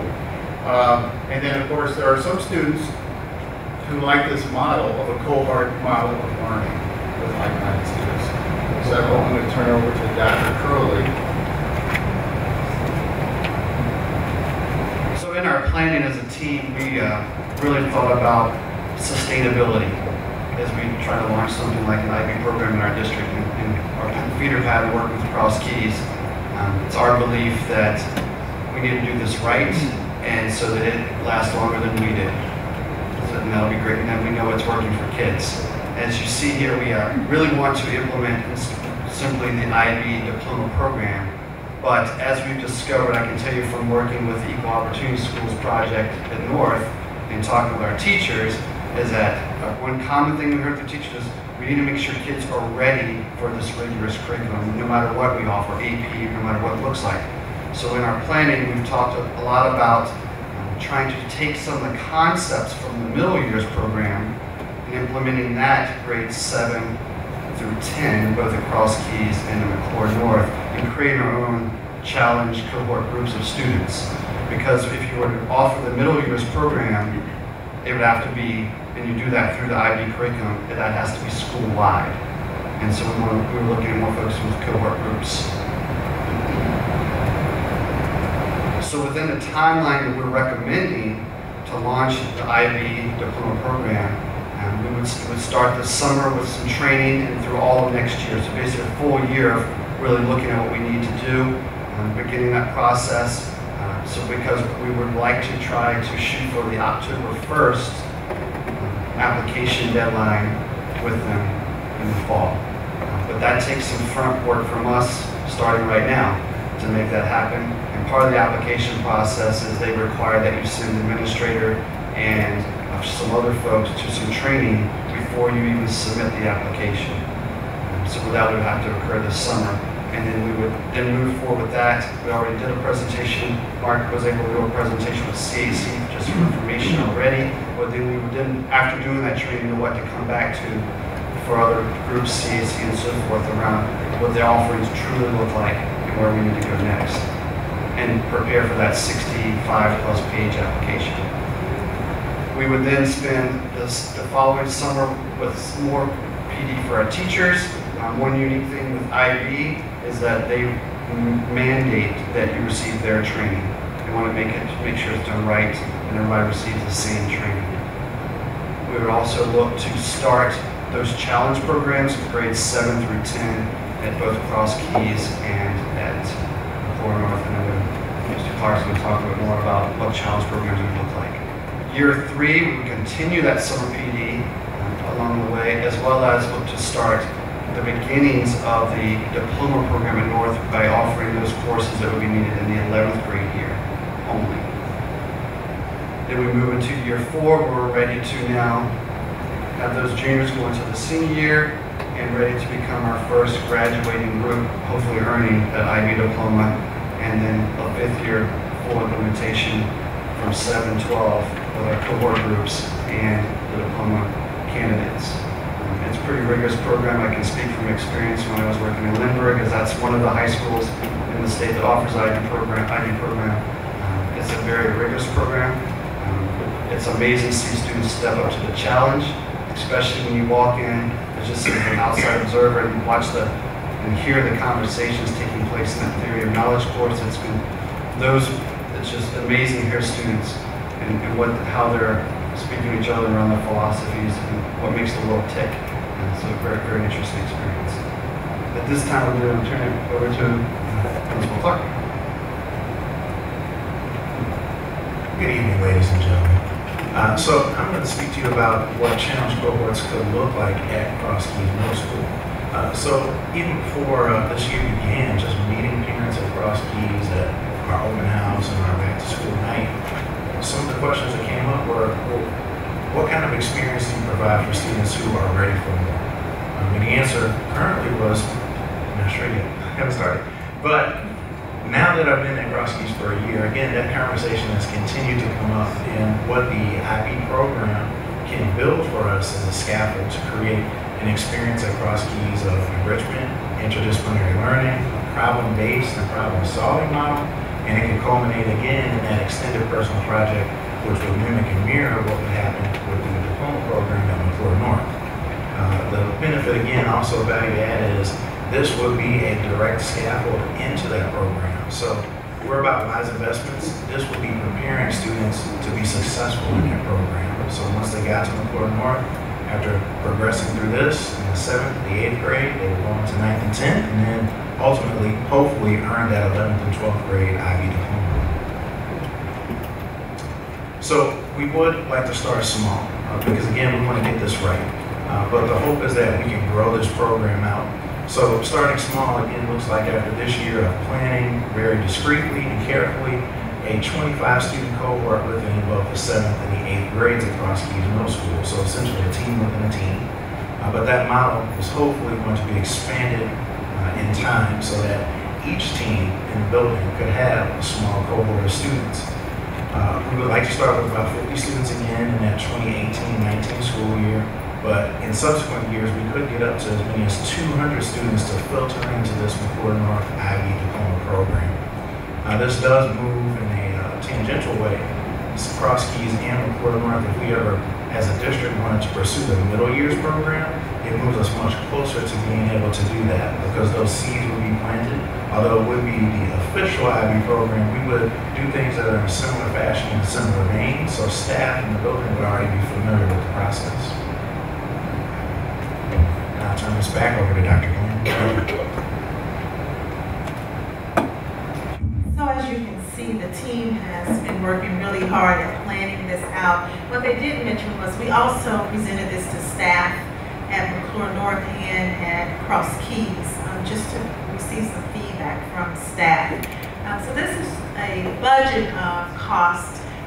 They had talked about professional development and that IB, one of the components, essential components, is professional development. And so this summer, the proposal is to have 3 staff members from Cross Keys and 5 staff members from McClure North complete Category 1 professional development, and also the application fee of $4,000, which would be a total cost of $20,640 for this school year. Then the following year, there's also a fee of $9,500 in addition to the Category 2 professional development. And as you can see, year 2 would only be McClure North's team because they would be getting the diploma IB professional development.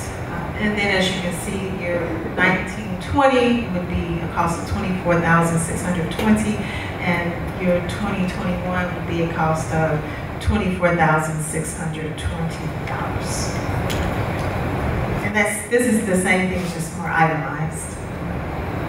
And so we want to just leave you with some research regarding the IB program at this time. That was essential for you all to also know that this is a program that has research to show that when students complete the IB program, they are ready to complete college and have a very positive experience when they do attend college.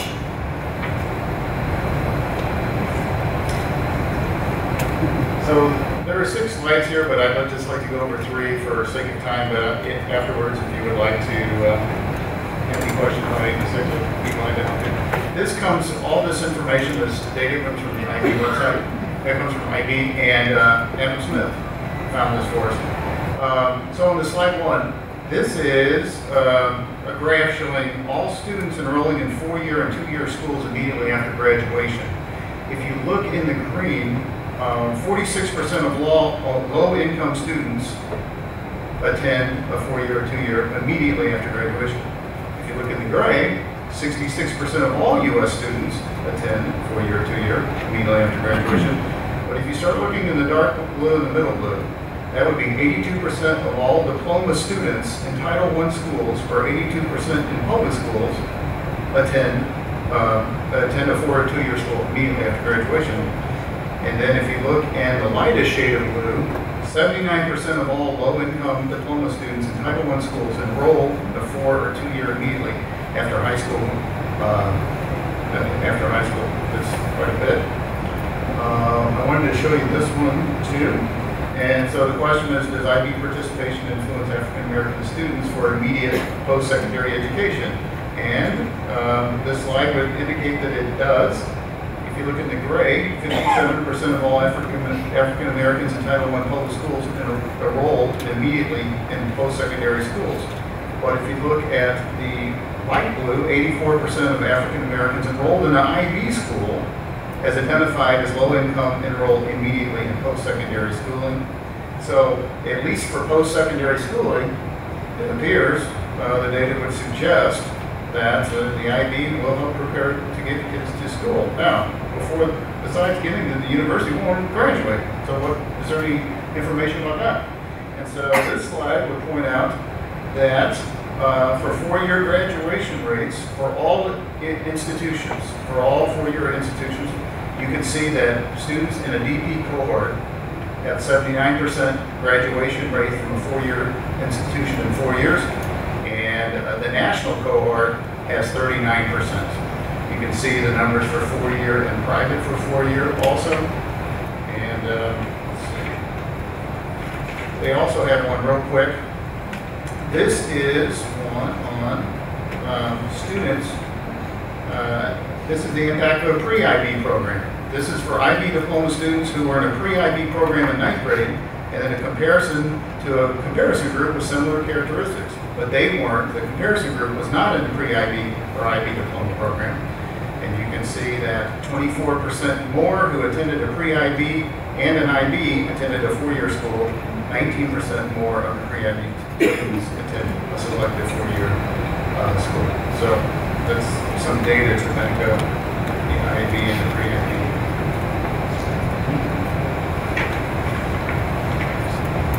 So at this time, I am recommending the board approves $20,640 for the application fee and professional development for the IB implementation at McClure North. I need a motion for the IB program implementation. Second. Ms. Hogshead made the motion, Dr. Curry second. Discussion. I just want to say Erin's done this where she's been in all the countries she's been, and it's just amazing that she was graduate.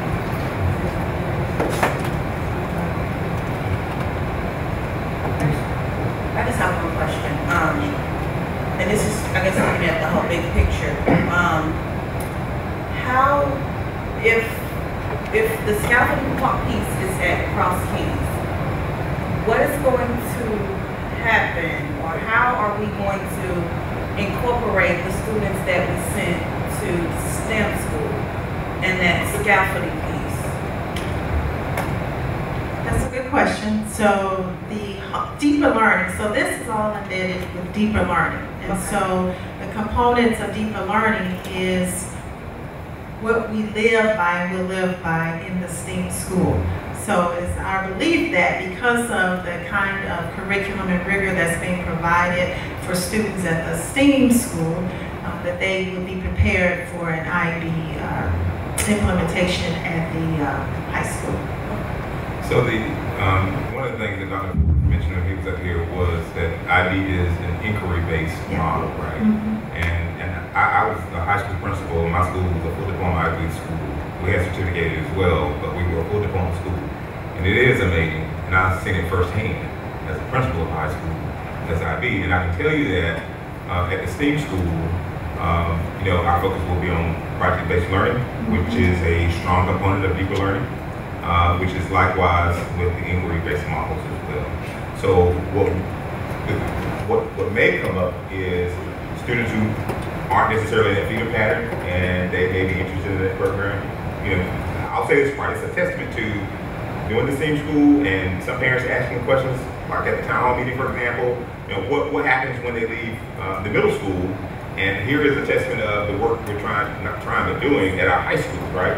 So you mentioned earlier, IB at North, early college at MSB, partnered with UMSL and St. Louis Community College, as well as AP at McClure. So this is one of those opportunities for us to really ratchet up our high school education. And the challenge cohort is going to be 7, 8, 9, and 10. So those STEAM students would also be the 9th and 10th support. And the first graduating class will be 2021? So we have to get through the application process. We have the timeline. October 1st is when the application is due. So yes, that's our timeline, and given everything works in the way that we hope it will. It's very rigorous. But yes, so 2021 I think it is. And we are working on the application process because there are some components that, they're very serious about this. I want to make sure that the organization, the school, is committed to the IB philosophy. So we have also partnered with a deeper learning colleague with Dr. Davis, who has given us some support. She works for IB. In addition to the conversations we've had with Springfield, who has completed the process. So we are very hopeful that we will be approved through the application process.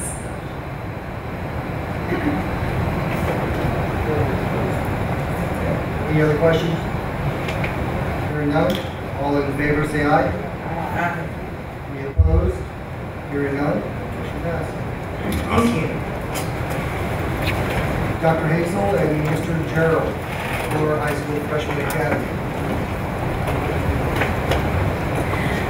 McClure would like to provide additional support to incoming freshmen to prepare students for high school and beyond through a freshman academy. This support would include the consolidation of student capital in one particular area of the building and providing additional support in the form of mentoring, high school planning, a freshman orientation class, and a freshman capstone project. The goal of the Freshman Academy is to ensure every freshman at McClure stays on track for graduation. At this time, I'd like to invite Mr. Gerald, principal of McClure, and his administration team to come forward and to share a little bit more information.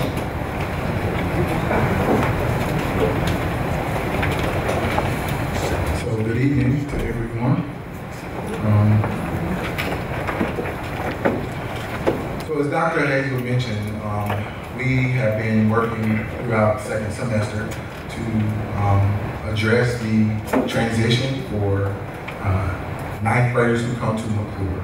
And so the conversation that we're going to have is the work that we've been doing in a model that we feel like will support those students in that transition. So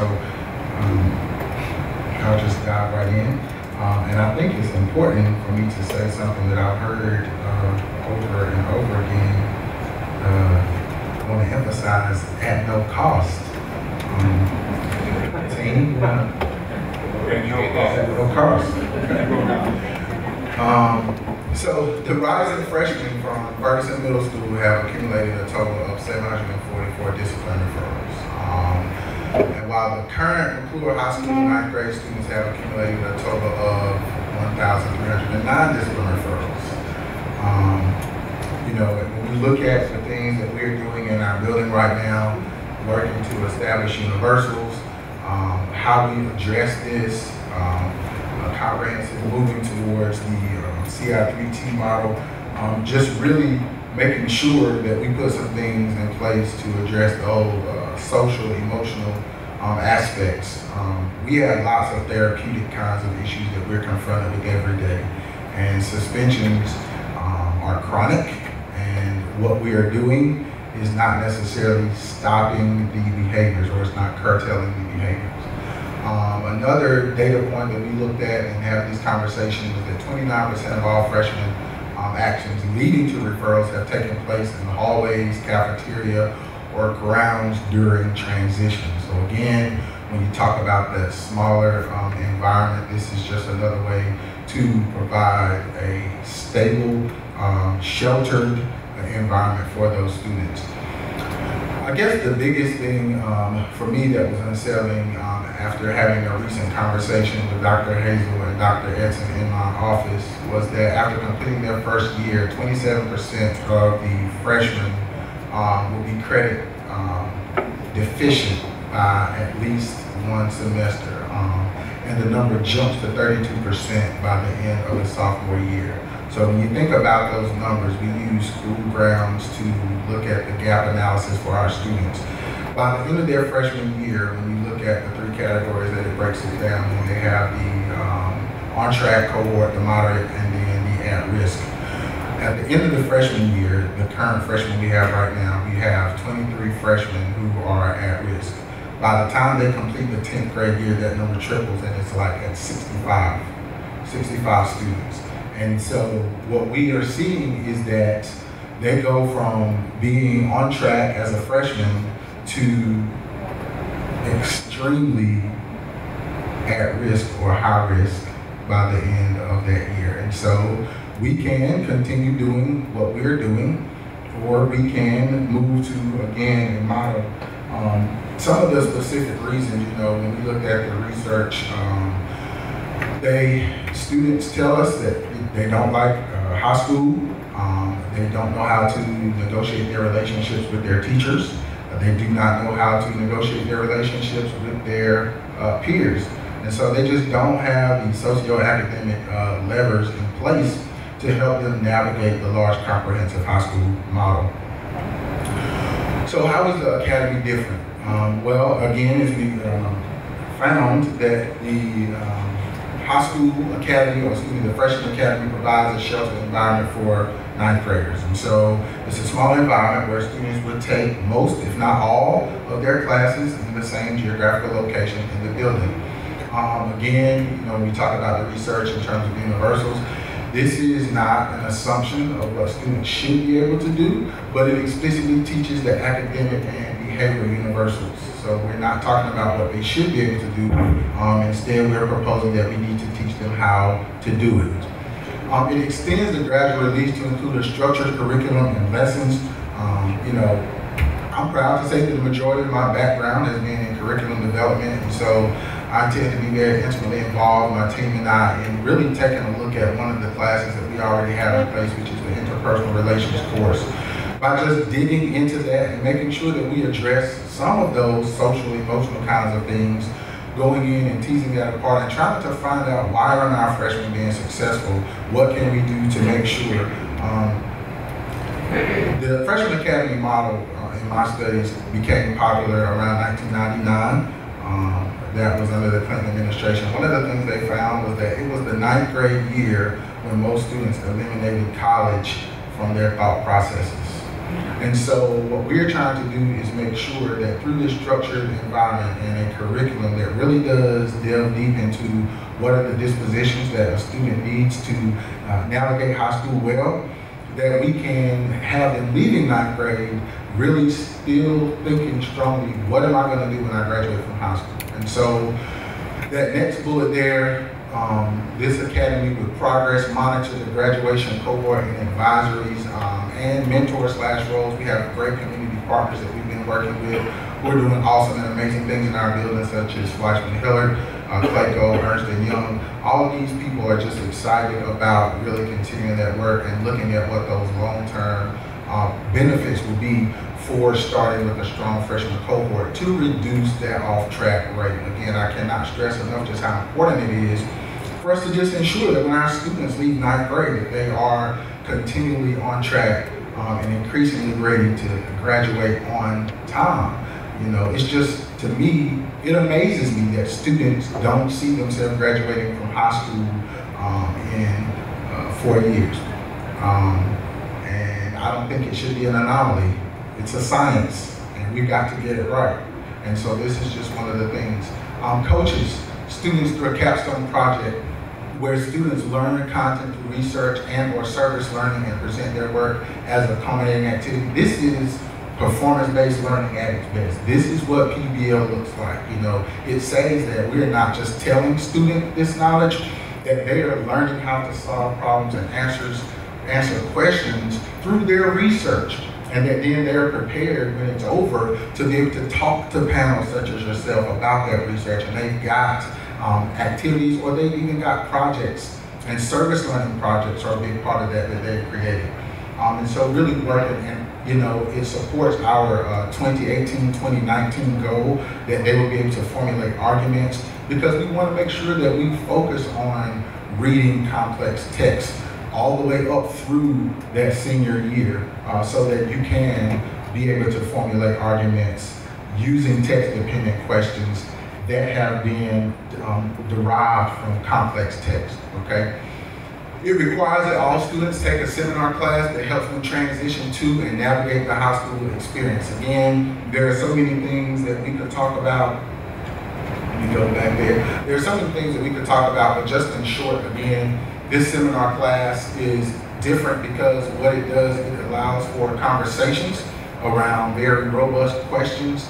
And students, again, are going in and they are doing the research to be able to engage in discussions. So there's more students-led, teacher-facilitated kinds of conversations, but the students will be able to construct oral and written arguments through these conversations. And then finally, it offers job-embedded professional development for teachers selected to teach in the academy that addresses the different needs of students. We were very intentional about the timeline and how we roll this out. We started with several stakeholders in our building, our department chairs. You heard Mr. Lawson come up and speak earlier, and I just like to say that was unsolicited. And so thank you for that, Mr. Lawson. But that job-embedded professional development is just very important, because what we would like to see is teachers, who see themselves as ninth grade specialists. You specialize in teaching ninth graders. When these children show up on our campus, you know exactly what to do to help them navigate high school well. So those are just some things that I wanted to emphasize. And then mapping the success, we've looked at M5, which is a standalone, if you would, part of our building. It was once a school, and so there are spaces in there that can be used to have, again, all of those students traveling and taking those classes, particularly those core classes, in the same geographical location. You know, we could even have them coming in through the front of that building and then being able to travel up to our M4 gym off the back of that building and onto their phys ed classes. So it's just a nice blueprint or model of the first floor of M5.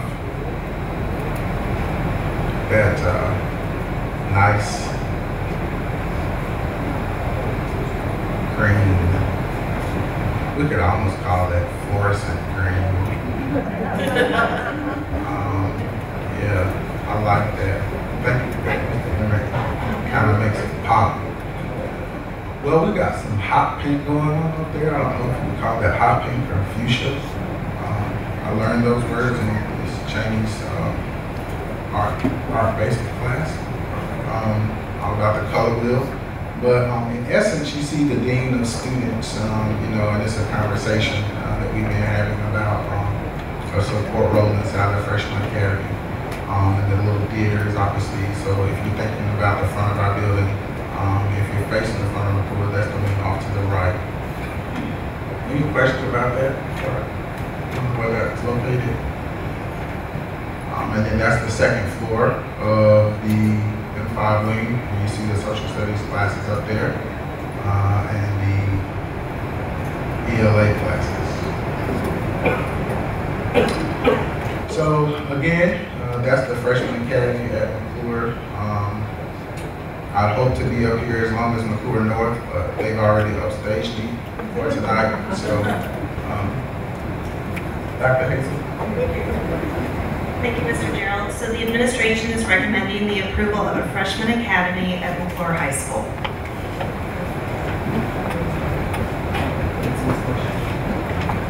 This will be an action by the board information. So I need a motion to accept the McClure High School Freshman Academy.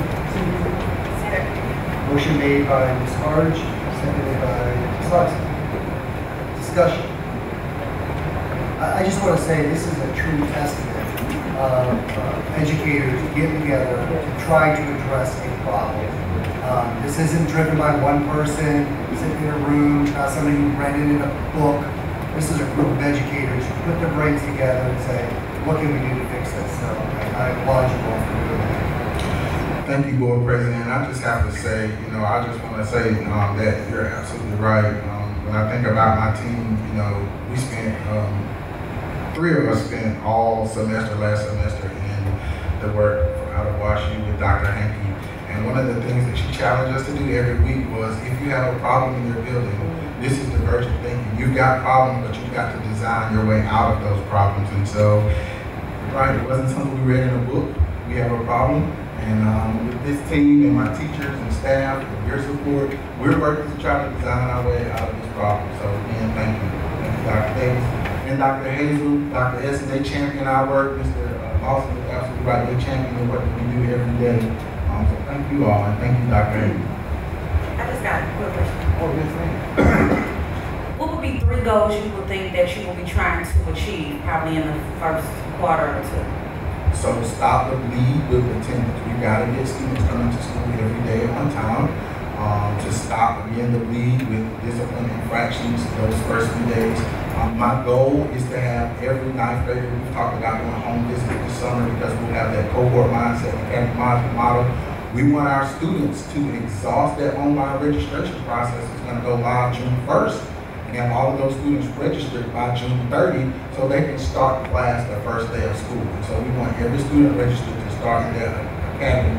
And then, you know, finally, to make sure they have sure footing around what it looks like when they begin that academic pathway. They don't understand what they're doing to their transcript the very first day of class. And so if you've got freshmen, for example, by the end of the first term, if they're failing a class, what that looks like for us is, so specifically, a class, I'll just say American History 1 and 2. Right now, if a student fails the first term of American History 1, you know, if a student fails that class, then they go on and take American History 2 second semester.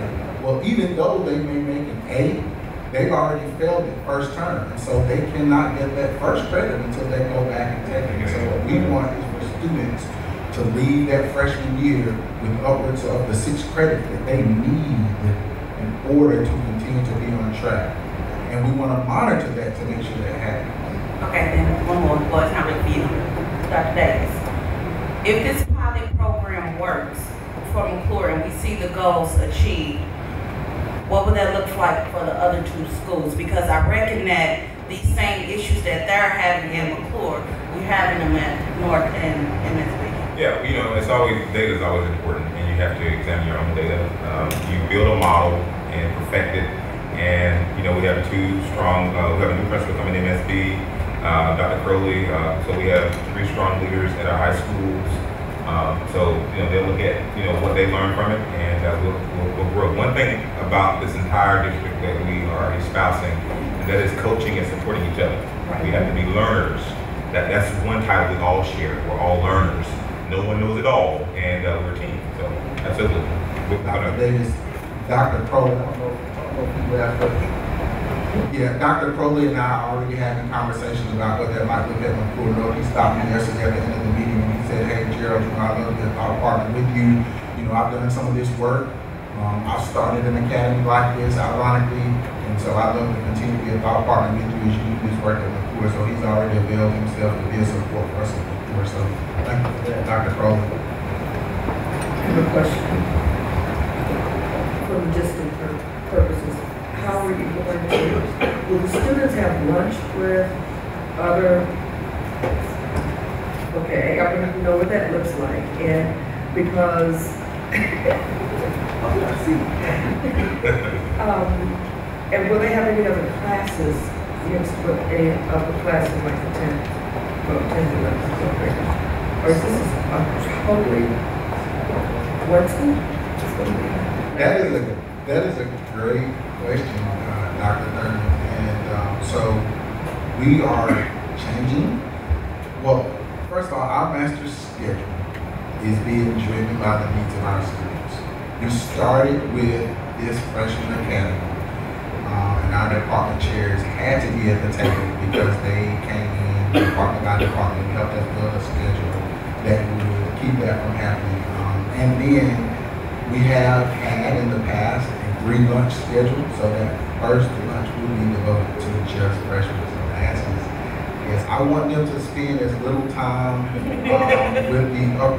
very influential upperclassmen. And some might say, somebody say, what happens when you turn them loose? Well, guess what? We're not going to turn them loose Until they're 10th. Until they have graduated. To the loosable. That's right. Any other questions? Okay, one other question. Students who are in that pod, or school, will they have like a different ID? Because are you going to have a problem with 10th graders, 11th graders coming to visit? Or 9th graders wanting to visit? Right, and so again, that's a great question, which is why the geographical location, the way McClure, if you're going to do this, McClure is the place to do it because, M5 is a standalone building. One of the things that we will have over there, which is why we're asking for additional support positions, the administrator and the counselor will be housed in that wing of the building to stop that traffic between. So that's why we're putting them, is to stop that traffic. We don't want them traveling out of that building. We want their core teachers to be there to be able to provide that wraparound support. And again, we're still designing. We still have work to do. And quite frankly, just like the things we have in place now, we have to go back to the table and we have to say, okay, we've identified this as a problem.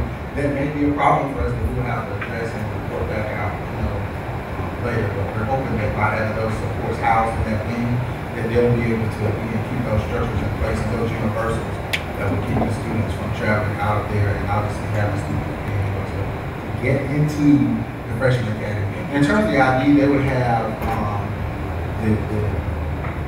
the amazing thing about what we're feeling and thinking and believing based on what we're seeing is that while their IDs may look the same, their ID or their identity won't look the same. That they will feel like that they are based on those social and emotional needs, that they're a part of something. We really want them to be branded as academy graduates. By the time that we can talk about having some kind of celebration at the end of the year for that. I want to commend you and your team for that. Excellent. Excellent. Is this going to be one big, the old team concept that they had it for several years ago was a little bit like this, but yet it was different? Yes, ma'am, it is helping us because there have been several teachers who, when we started talking about this, oh, well, we've done this before, we had teams were disbanded. So a lot of teachers are excited about going back to the team approach because, again, they'll be right there on the hallway again with their colleagues. So, for example, social studies and English, and it just presents great opportunities for them to be able to do some interdisciplinary kinds of things. And we When you talk about project-based learning, for those teachers to be able to collaborate around, those cross-content kinds of issues, particularly with reading. How do you read like a historian? How do you read like a literary critic? So they'll be able to have those kinds of conversations right there. And as we strengthen our PLC model, a lot of that will be addressed in our PLC model that we're working very hard. We worked very hard this year to provide structures for that as well. One big team. You're not going to have an English teacher, a science teacher, a math teacher, and a social studies teacher being together, and then you've got 4 more together. It's all, I might have this teacher for English, but I'll be over here for social studies in that same class. Right, yes. It's going to cut down on targets. Right across the hall. Any other questions? Hearing none, all in favor say aye. Aye. Any opposed? Hearing none, motion passed.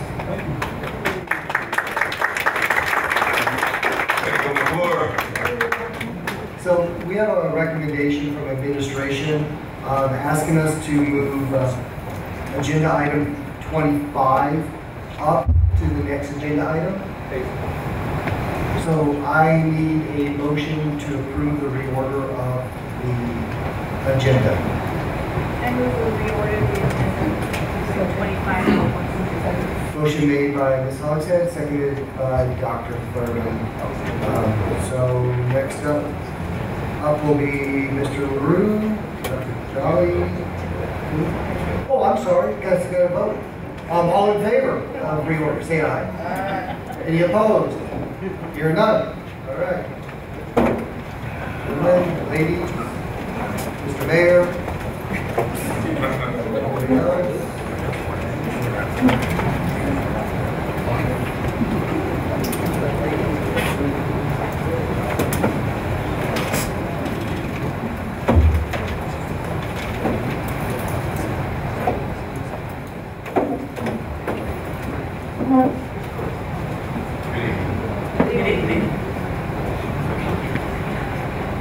The focus we have currently is the opening of the STEAM program for the 2017-2018 school year. There are additional opportunities for the district we would like to share this evening. One of the board's goals is to ensure accountability on the use of district resources. This was acknowledged during the district's development of a strategic plan, and the strategic plan has been considered as a reference point in considering our infrastructure and resources and our fiscal responsibility and financial stability. An aspect of this, as directed by Dr. Davis to district administrators, is to maximize opportunities to ensure that district dollars, as much as possible, go into our classrooms for instruction. During the last year, a review focusing on short and long-term efficiencies, such as identification of potential savings and ways to maximize our facility usage, has occurred.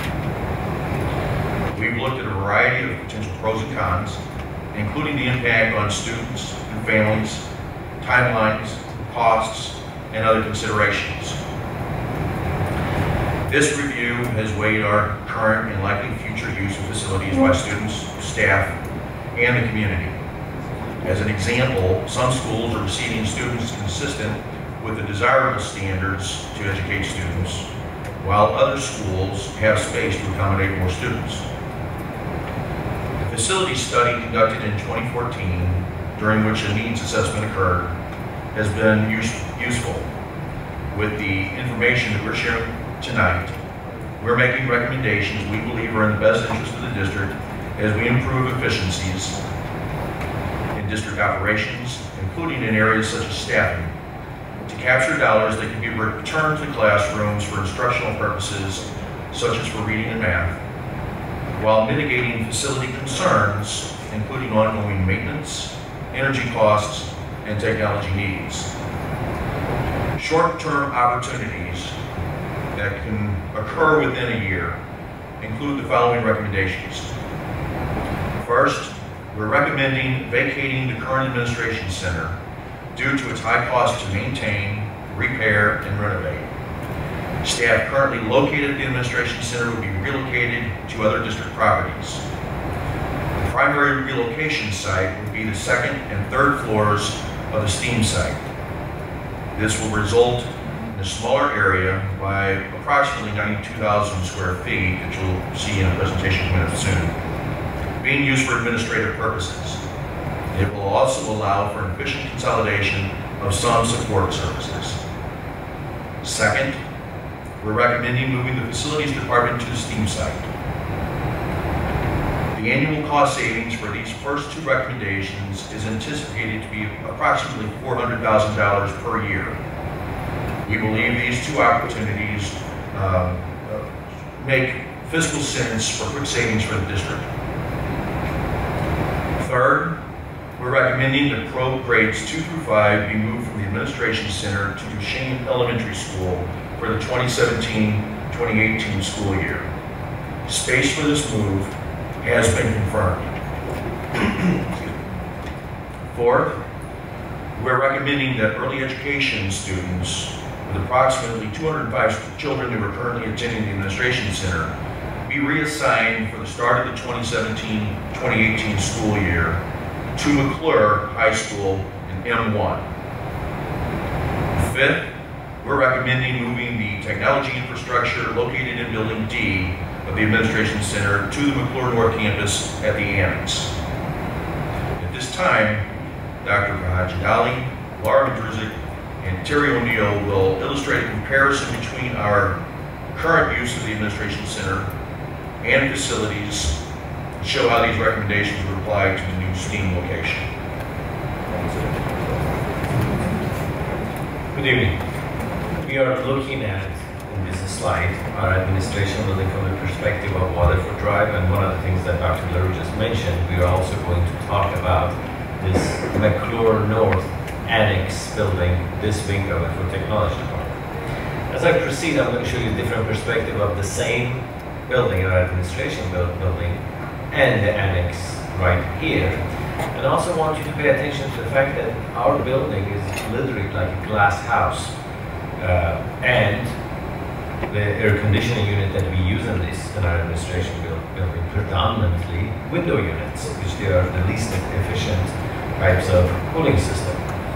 All of our walls in the administration building, there are thin layer of material, which accidentally, if you kick it, your foot will go through. Just kidding, I'm exaggerating that, but nevertheless. This is another perspective of our administration building, and you've been there. All the walls are literally thin layer of glass throughout. And if I go ahead and grab this picture and look at it from the first perspective that we looked at and create a little wire frame around it, so you'll have a better view of what the plans are in terms of making the transition. And if I remove the building from the image, we are dealing with this shape of our administration building. Currently, we are utilizing 130,000 square feet of the building in our administration building and houses 170 staff members. The lower level of our administration building, which is the B, lower level B, 17 employees are functioning from, which they are from community education, student services, and maintenance. The upper level B houses 62 staff members, and they are coordinators, special school district, food service, instructional team, research and evaluation, and technology services. The next piece is 10 staff members. They function from the lower level C building, which they are the superintendent office area, security, operations, communication, and instructional team. Moving up to the upper level C building, there are 20 staff members, which they are predominantly human resources, business office, and finance. Moving to a lower level D, 10 staff members, which they are all pro.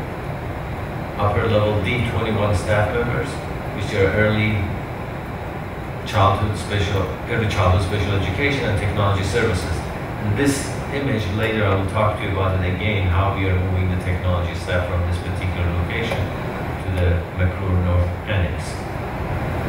Moving to a lower level E building, we have 11 employee staff members, which they are all early education, and those are the specific individuals that offices and the staff that we will be moving. 19 staff members, they are functioning from upper level E building, and they are early education and early EC, SE, early childhood special education.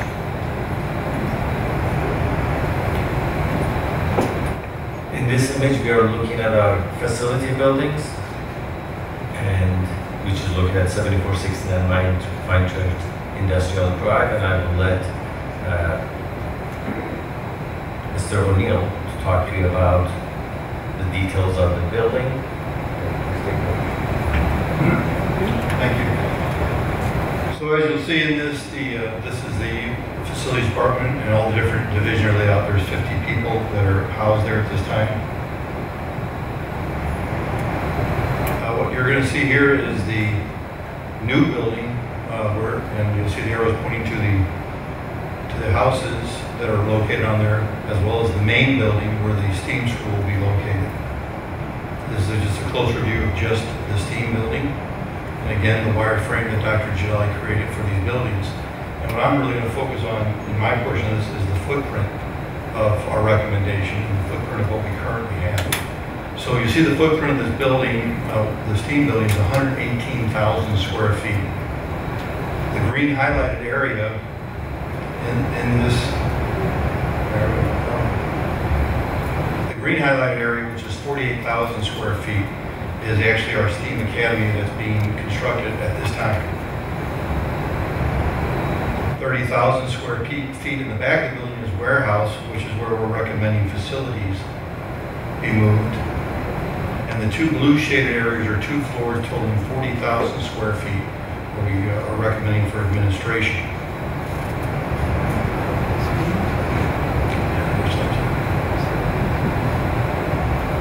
So, as Dr. Jalali just pointed out, between the 170 and the 50 staff members, there's 220 staff members that would be moved out of those two buildings to alternate locations, including the STEAM building.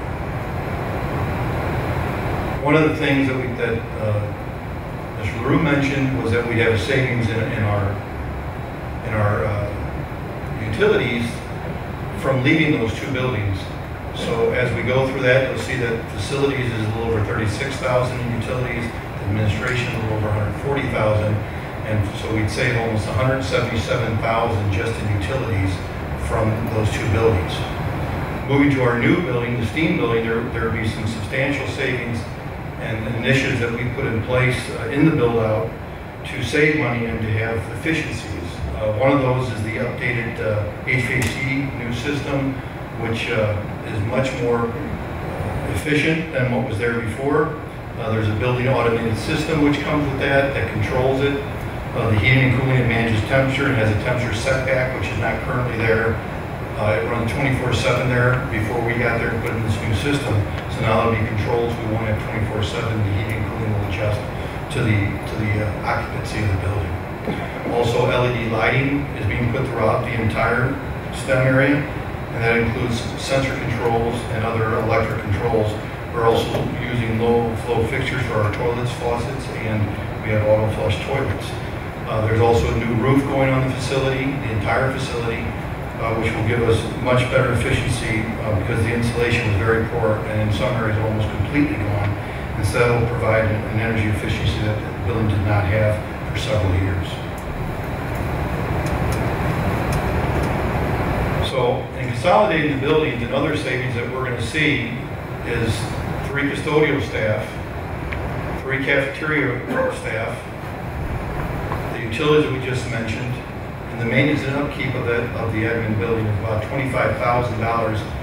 Big portion of that being the window units, the AC window units. We replace 10 to 15 a year at about $400 to $500 per unit. So that's a big part of the upkeep, plus some other things that we do with keeping the building up. So just to kind of review what we're talking about and how this is going to reduce the area and what we're going to use in this district so that there's more education in the classroom. There's 130,000 square feet at the current administration building. There's 3,200 square feet at the current facilities building. We put those together, we have 162,000 square feet. that's going to be moved into those two areas that total 70,000 square feet. So just so you see that difference in what we have and what we're going to reduce to.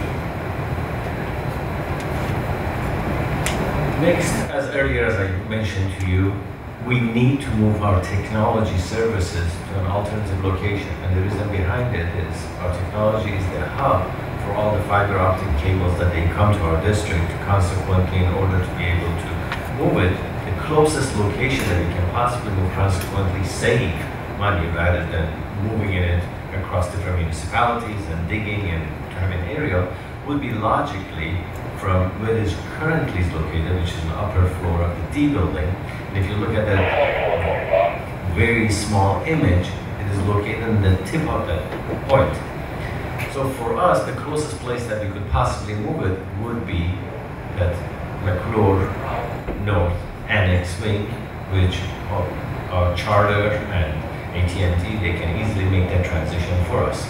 And again, it's another perspective of where it's located. And again, the whole objective is the more we can save, the more we can decrease our expenditures, we can put those money back in the classroom for the sake of instruction. And I will have Ms. Madrusi continue. Many of you were not on the board at the time, but in 2015, thanks to the help of our Mayor Schneider, we were able to pass a no tax bond issue, which part of that fund was to be used for the conversion of a district building into the STEAM Learning Center. And so you can see that we did purchase the UPCI building. We will be putting about $7.3 million in construction and about $800,000 for the roof, for a total of $11.7 million of these bond funds for the STEAM Learning Center. So we have been able to fulfill that for our constituents. In addition, in realizing our savings, so we have worked really hard. Our what do we call operations team, we've been working with Dr. Davis to review this. We've looked at student data, we've been looking at analyzing our building demographics, and we even had as Dr. LaRue mentioned earlier, we had a building efficiency study that was free of charge conducted, and we've been using that a lot to look at the efficiencies of our buildings. When they looked at the administration center, it was going to cost $26 million to do renovations to that building. And so we are trying to decrease our, just like we were saying, our expenditures. There's a lot of work that needs to be done to that building. We can move to the other facility for about $950,000 of the cost. So we can see some of those savings by moving into that facility.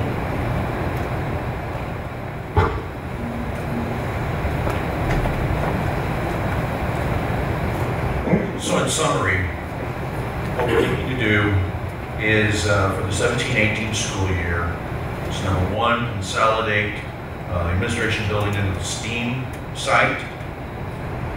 Two, do the same thing with the facilities building, also consolidate it into the STEAM site. Number three, go ahead and make a move with Pro to Duchesne in grades 2 through 5.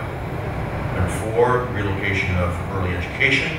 And then 5, make the technology change that Dr. Jadali described. And that will be followed up, continued discussions on further efforts on the part of the district to, again, return as much resources as possible into the classrooms. And primarily looking at reading and math, those are our greatest needs. So those are our recommendations to the board, and we can ask the board to approve these recommendations. So before you do that though, just want to add one piece to this presentation that we've been working on for the last long while. And one of the things I said to the board and the community in many venues is that there's a lot of needs in our district that we have to pay attention to. Redistricting certainly is on our radar. We've been spending quite a bit of time looking at all of the data, and we have to make our district more efficient, and we have to use the resources we already have. And so in doing that, one of the things that I've been working diligently on in the team is to engage in our communities. We've had a meeting with Mayor Schneider. I've asked him to be here tonight to say a few words as well, because we shared the idea with him being Mayor of Florissant, and this particular facility is there. We have to bring our community along so that we have a team effort here. So before the board takes any action or asks any questions before making a motion, I'd love for Mayor Schneider to step forward and say just a few words about the conversation that we've had. Thank you, Dr. Davis. And one thing that probably only Dr. LaRue and I know, he might not even remember, but either I remember or I made it up, is that one of the things that I was designated as the #1 cheerleader for the Ferguson-Florissant School District.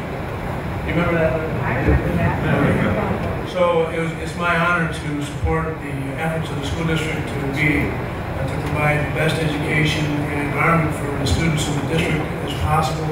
It's my firm belief that what the district does is going to have more long-lasting impact on our community than anything that the municipalities within the district will be doing. Although our work is very important, your work is even more important than ours. Always will be, always has been.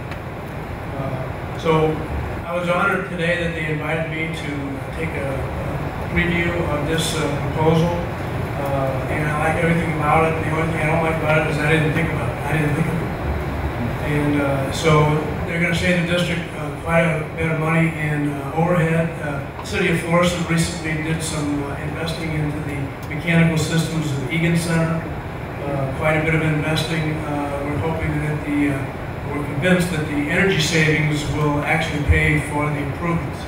And it was several $1 million, about $4 million worth of mechanical improvements to, as you can imagine, with an ice rink and with a theater.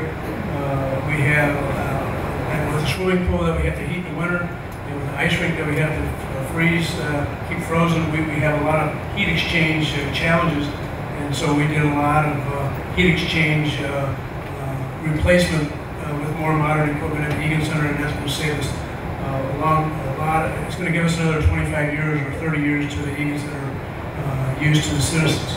So I think this is a similar approach to using the facilities, the resources that the district has, and saving money on utilities and energy. You're also setting a good example for environmentally, being more environmentally friendly. So I will admit there is one item that's kind of maybe a little confusing. That if this takes place, is that you have the Ferguson-Florissant School District with an address in Hazelwood, Missouri. But that's okay with me. Whatever is good for the district, we're not going to let a few egos of where this is located or has located get in the way. As far as the existing structure, we were proud to have the district headquarters in the city of Florissant all these years. And I know that the district will be good stewards of that property as far as the demolition is concerned. And the future use for that property will be done with due deliberation by this esteemed board and with the help of the administration. We have very, very confident in the leadership of Dr. Davis and his staff, and I'm looking forward to the changes that they recommend being approved. Thanks.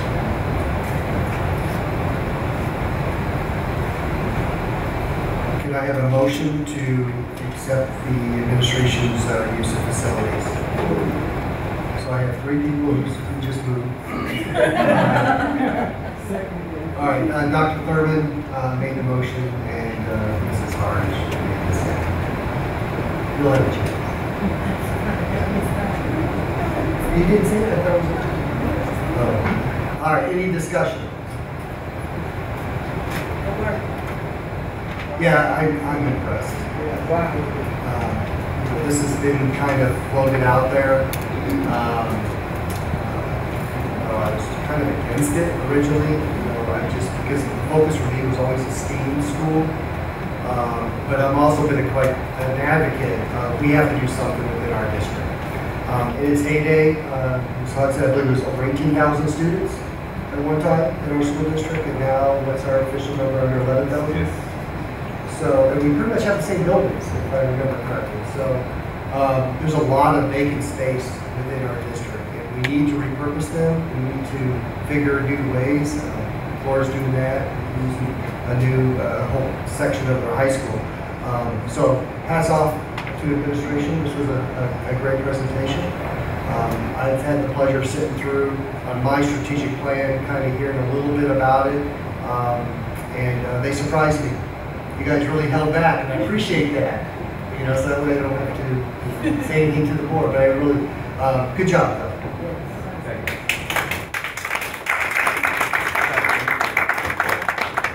Yeah, we're going to vote right now. All in favor, say aye. Aye. Any opposed? There are none. Got it? Yes. More to come, though. This is the beginning. All right, Mr. Bills, you're up. For the student expectation code. No, you took 25 to 24. Good evening. The revised code of conduct, now the student's expectation code, includes some major changes, and I'd like to just highlight a couple of those. Type 1 and Type 1 behaviors have been changed to Level 1, Level 2, and Level 3 behaviors. Level 1 behaviors are the least serious and will be addressed by building administration and their support team. Level 2 behaviors will be handled at the building level, but could result in a disciplinary hearing. All Level 3 behaviors will result in a disciplinary hearing. The other changes or major changes I would like to highlight is the definition chart of infractions. The student's expectation code will include definitions so that all administrators will use those same definitions when looking at infractions. One of the other major changes, the third major change, being the expectation intervention chart. The expectation code will have a chart giving administrators consistency when looking at how to handle infractions. So these are just some of the changes that we are proposing. And this particular piece right now is just for information. We'll open up and see if anybody has any questions. So this is the first reading. Yes, sir. And the plan is to bring it back to us. All right, thank you very much. Thank you, sir. Moving up into the STEAM Gifted Program update.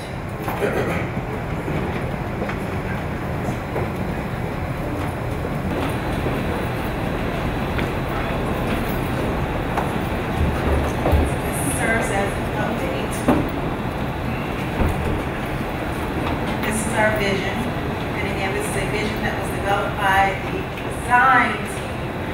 And so, as we hire staff, we will continue to revisit the vision and add more to that, or take away some.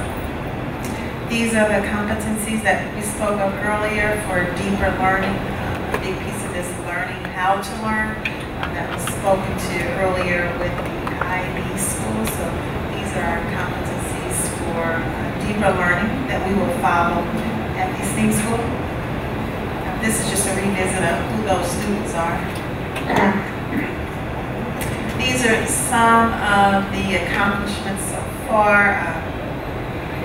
The elective enrollment ends on May 10th, so we had a parent meeting and parents have been enrolling in electives. Project-based learning, professional development, 26th to 29th Summer Academy. We're working in partnership with the Challenger Center for that parent meeting, and then of course we will be ready to open the doors to our students on August 9th. And we have our waiting list that will close October 2017. We had a parent meeting May 3rd, and it was a wonderful turnout. 97% of our students, gifted and STEAM students, participated in the parent meeting. The focus was on registration for classes, and there were lots of questions from students at that parent meeting. Color options. So we definitely want to include the voice and feedback from staff, students, all stakeholders. So these were the recommendations for accent walls in the classrooms. And so we had parents, students, and staff to vote. And our recommendation after collecting all of the data from the votes are green, blue, and yellow. So those will be the accent walks for each grade level. And so that was the parent survey that we completed. We discussed, if approved, was the second through fifth grades moving to Duchesne Elementary School. What is exciting will be 4 classrooms. Dr. Ward, who also supported gifted education at the Probe Center, is the principal at Duchesne, so she is very familiar with gifted education and the needs and supports of students and staff. And the facilities department is quite involved in creating a space for the Probe students at Duchesne Elementary School. And I will say teachers are very excited about, and Dr. Ward, about having a school for the gifted students, and they're not isolated in this one space, but they're actually with other students. Some of our other accomplishments, again, I shared earlier, was the enrollment, the brochures. We have recommended 16 teachers for hire, a very rigorous process, but we have 16 teachers so far recommended for hire. We've worked on the technology plan, one-on-one for technology, second step social skills, course catalog completed, the planning for 2-5 gifted students to Duchesne, awarded the Pathways to Prosperity grant that will pay for the the project-based learning training, the Earth Dance partnership, and that is the urban farm that we have in Ferguson. So we have a partnership with them and working on a Aetna grant. Hopefully we will receive it, where we can create a PBL project that connects Earth Dance to our students and integrates entrepreneurship and urban agriculture. And that concludes the STEAM update. This is just for information purposes. Yes, Do you have any just questions for Dr. Lang? Thank you very much.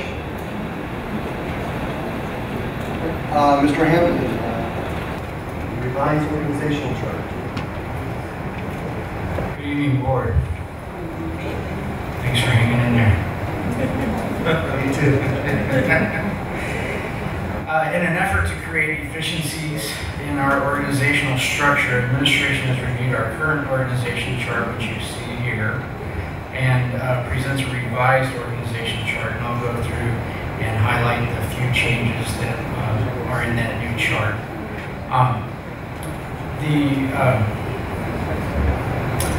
Here's the new chart. It looks quite a bit different, but some of the pieces that look different are not as, it's not as significant as it appears in person. Other places look minor, but have some significant changes to create efficiencies.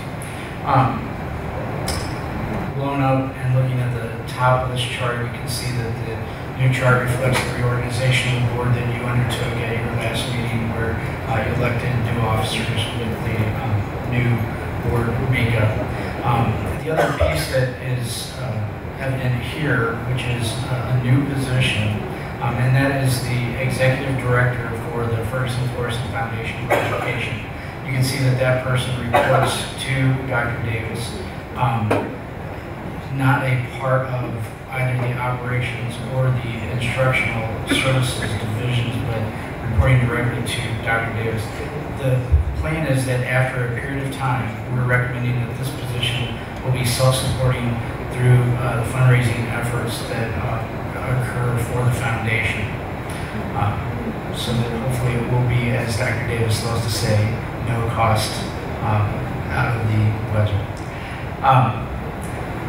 Looking at the operational side, it looks like there are a lot of new pieces there, but what has happened is that all of these people report to the Deputy Superintendent for Operational Services. Several of those positions, mine included, were listed directly under the Deputy Superintendent. Those have been broken out. The only additions on that side are the 3 communications and marketing specialists, One of those is a replacement for a previous position and then 2 additional positions. And you have approved those positions. We're working to fill those positions at this time. The plan is that each of those individuals will work similarly to our assistant superintendents, so that each one will be assigned an area. Each one will have a feeder pattern of high school, middle school, and elementary schools. And we're confident that those people will help generate more stories about successful opportunities and accomplishments in those schools. Also do more to promote the schools and also to gain resources for the schools. They'll also be involved in working to retain and attract new students and families to the district. Moving over to the instructional side, each of the,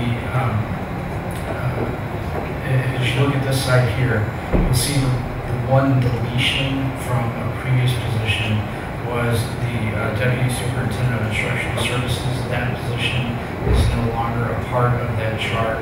And with the elimination of that, each of the assistant superintendents for Area 1, 2, and 3, the assistant superintendent for alternative education, and the new position of Chief Academic Officer will all report directly to Dr. Davis. That will eliminate a layer in there and create more efficient flow of information back and forth between those individuals.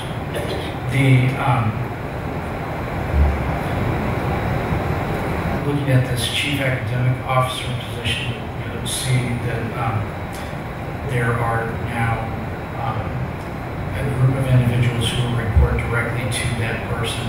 These are positions, some of them that have been filled previously and reported to different people on the instructional services side, but reporting directly to the Chief Academic Officer will be the Director of Federal Programs, the Special School District Director of Special Services, the Coordinator of Little Creek, the Executive Director of Professional Learning and Leadership, and then the Director of Student Services, and the Director of Early Education.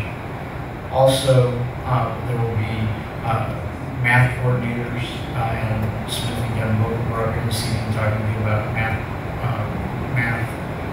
efforts and initiatives that are underway. There'll be the Coordinator of Fine Arts K through 12. There'll be a Coordinator of Humanities 6 through 12 and a Coordinator of Humanities K-5. Those individuals' responsibilities include ELA and social studies, and so they will be working on those 2 curriculum areas, but focused either at elementary or at secondary. And then there will be a Coordinator of Science K-12 and a Coordinator of Health and PE K-12. Also, let me jump back just one step here, and you'll see under Assistant Superintendent of Area 3, the STEAM Academy will be under that area of supervision. And so that currently is the area that Dr. Bland supervises, which is the North feeder area. And she also, as you just saw in her presentation, is working with the STEAM program through the development of that. So there are several changes there. All of these changes are adjustments that are made to the organizational structure. It's part of administration's overall plan to increase efficiency and ultimately to direct more resources to the classroom. It's based on the research and investigation that went into this, and then based on those findings and the suggestions from Dr. Davis and administration respectfully requests that the board approve these revisions to the organization chart. I need a motion to accept the revised organizational chart. Motion made by Mrs. Hogshead, seconded by Mrs. Large. Discussion. On the executive director for the Foundation of Education, so that's going to become a cabinet level position? Likely, because they'll be working closely with me. But the actual foundation itself, one of the things that Laura can speak to some of this now, when it was started, years back. We want to improve the numbers of what amount of funds that we get for our foundation. So that person would have the skills to be able to go after funding, so that position would be sustained by the foundation. So yes, they would work closely with me and be a part of cabinet conversations quite a bit to make sure that we're still on the same page about what that looks like.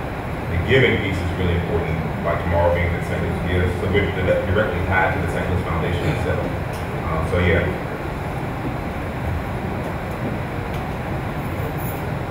Any other discussion, questions? Hearing none, all in favor? Aye. Any opposed? Hearing none. Any charge is approved? Thank you. All right, next item up is the last one. Locations for future board meetings. So the board may suspend the policy of 4051 requirement that all meetings of the board be held within the district for the application of policy 4044. Suspension of policies and bylaws. The Board of Education will meet in executive session to discuss personnel 610.021.3 on Sunday, May 21st, 2017 at the St. Charles Family Arena between the hours of 3 and 4 p.m. In addition, the board will discuss plans for holding 2 of the 2017-2018 board meetings at school building locations. And currently the suggested locations is Halls Ferry Elementary School in September and April 2018 at McClure High School. So this is for board action. I need a motion. Second. Motion made by Ms. Hogshead, seconded by Dr. Graves. Any questions? And for audience purposes, the 21st of May is graduation, so that's where we're going to be up there. All right, all in favor, say aye. Aye. Any opposed? Hearing none, motion passed. So at this time, we have a motion to adjourn. So I said, Mrs. Orange, with the motion to adjourn, Ms. Hogshead seconded. And Ms. Hart, please call roll call. Start at the end. Ms. Conley? Ms. Holmgren? Aye. Ms. Holmgren, aye. Dr. Graves? Aye. President? Aye. Let's go home. Thank you all. Thank you so much.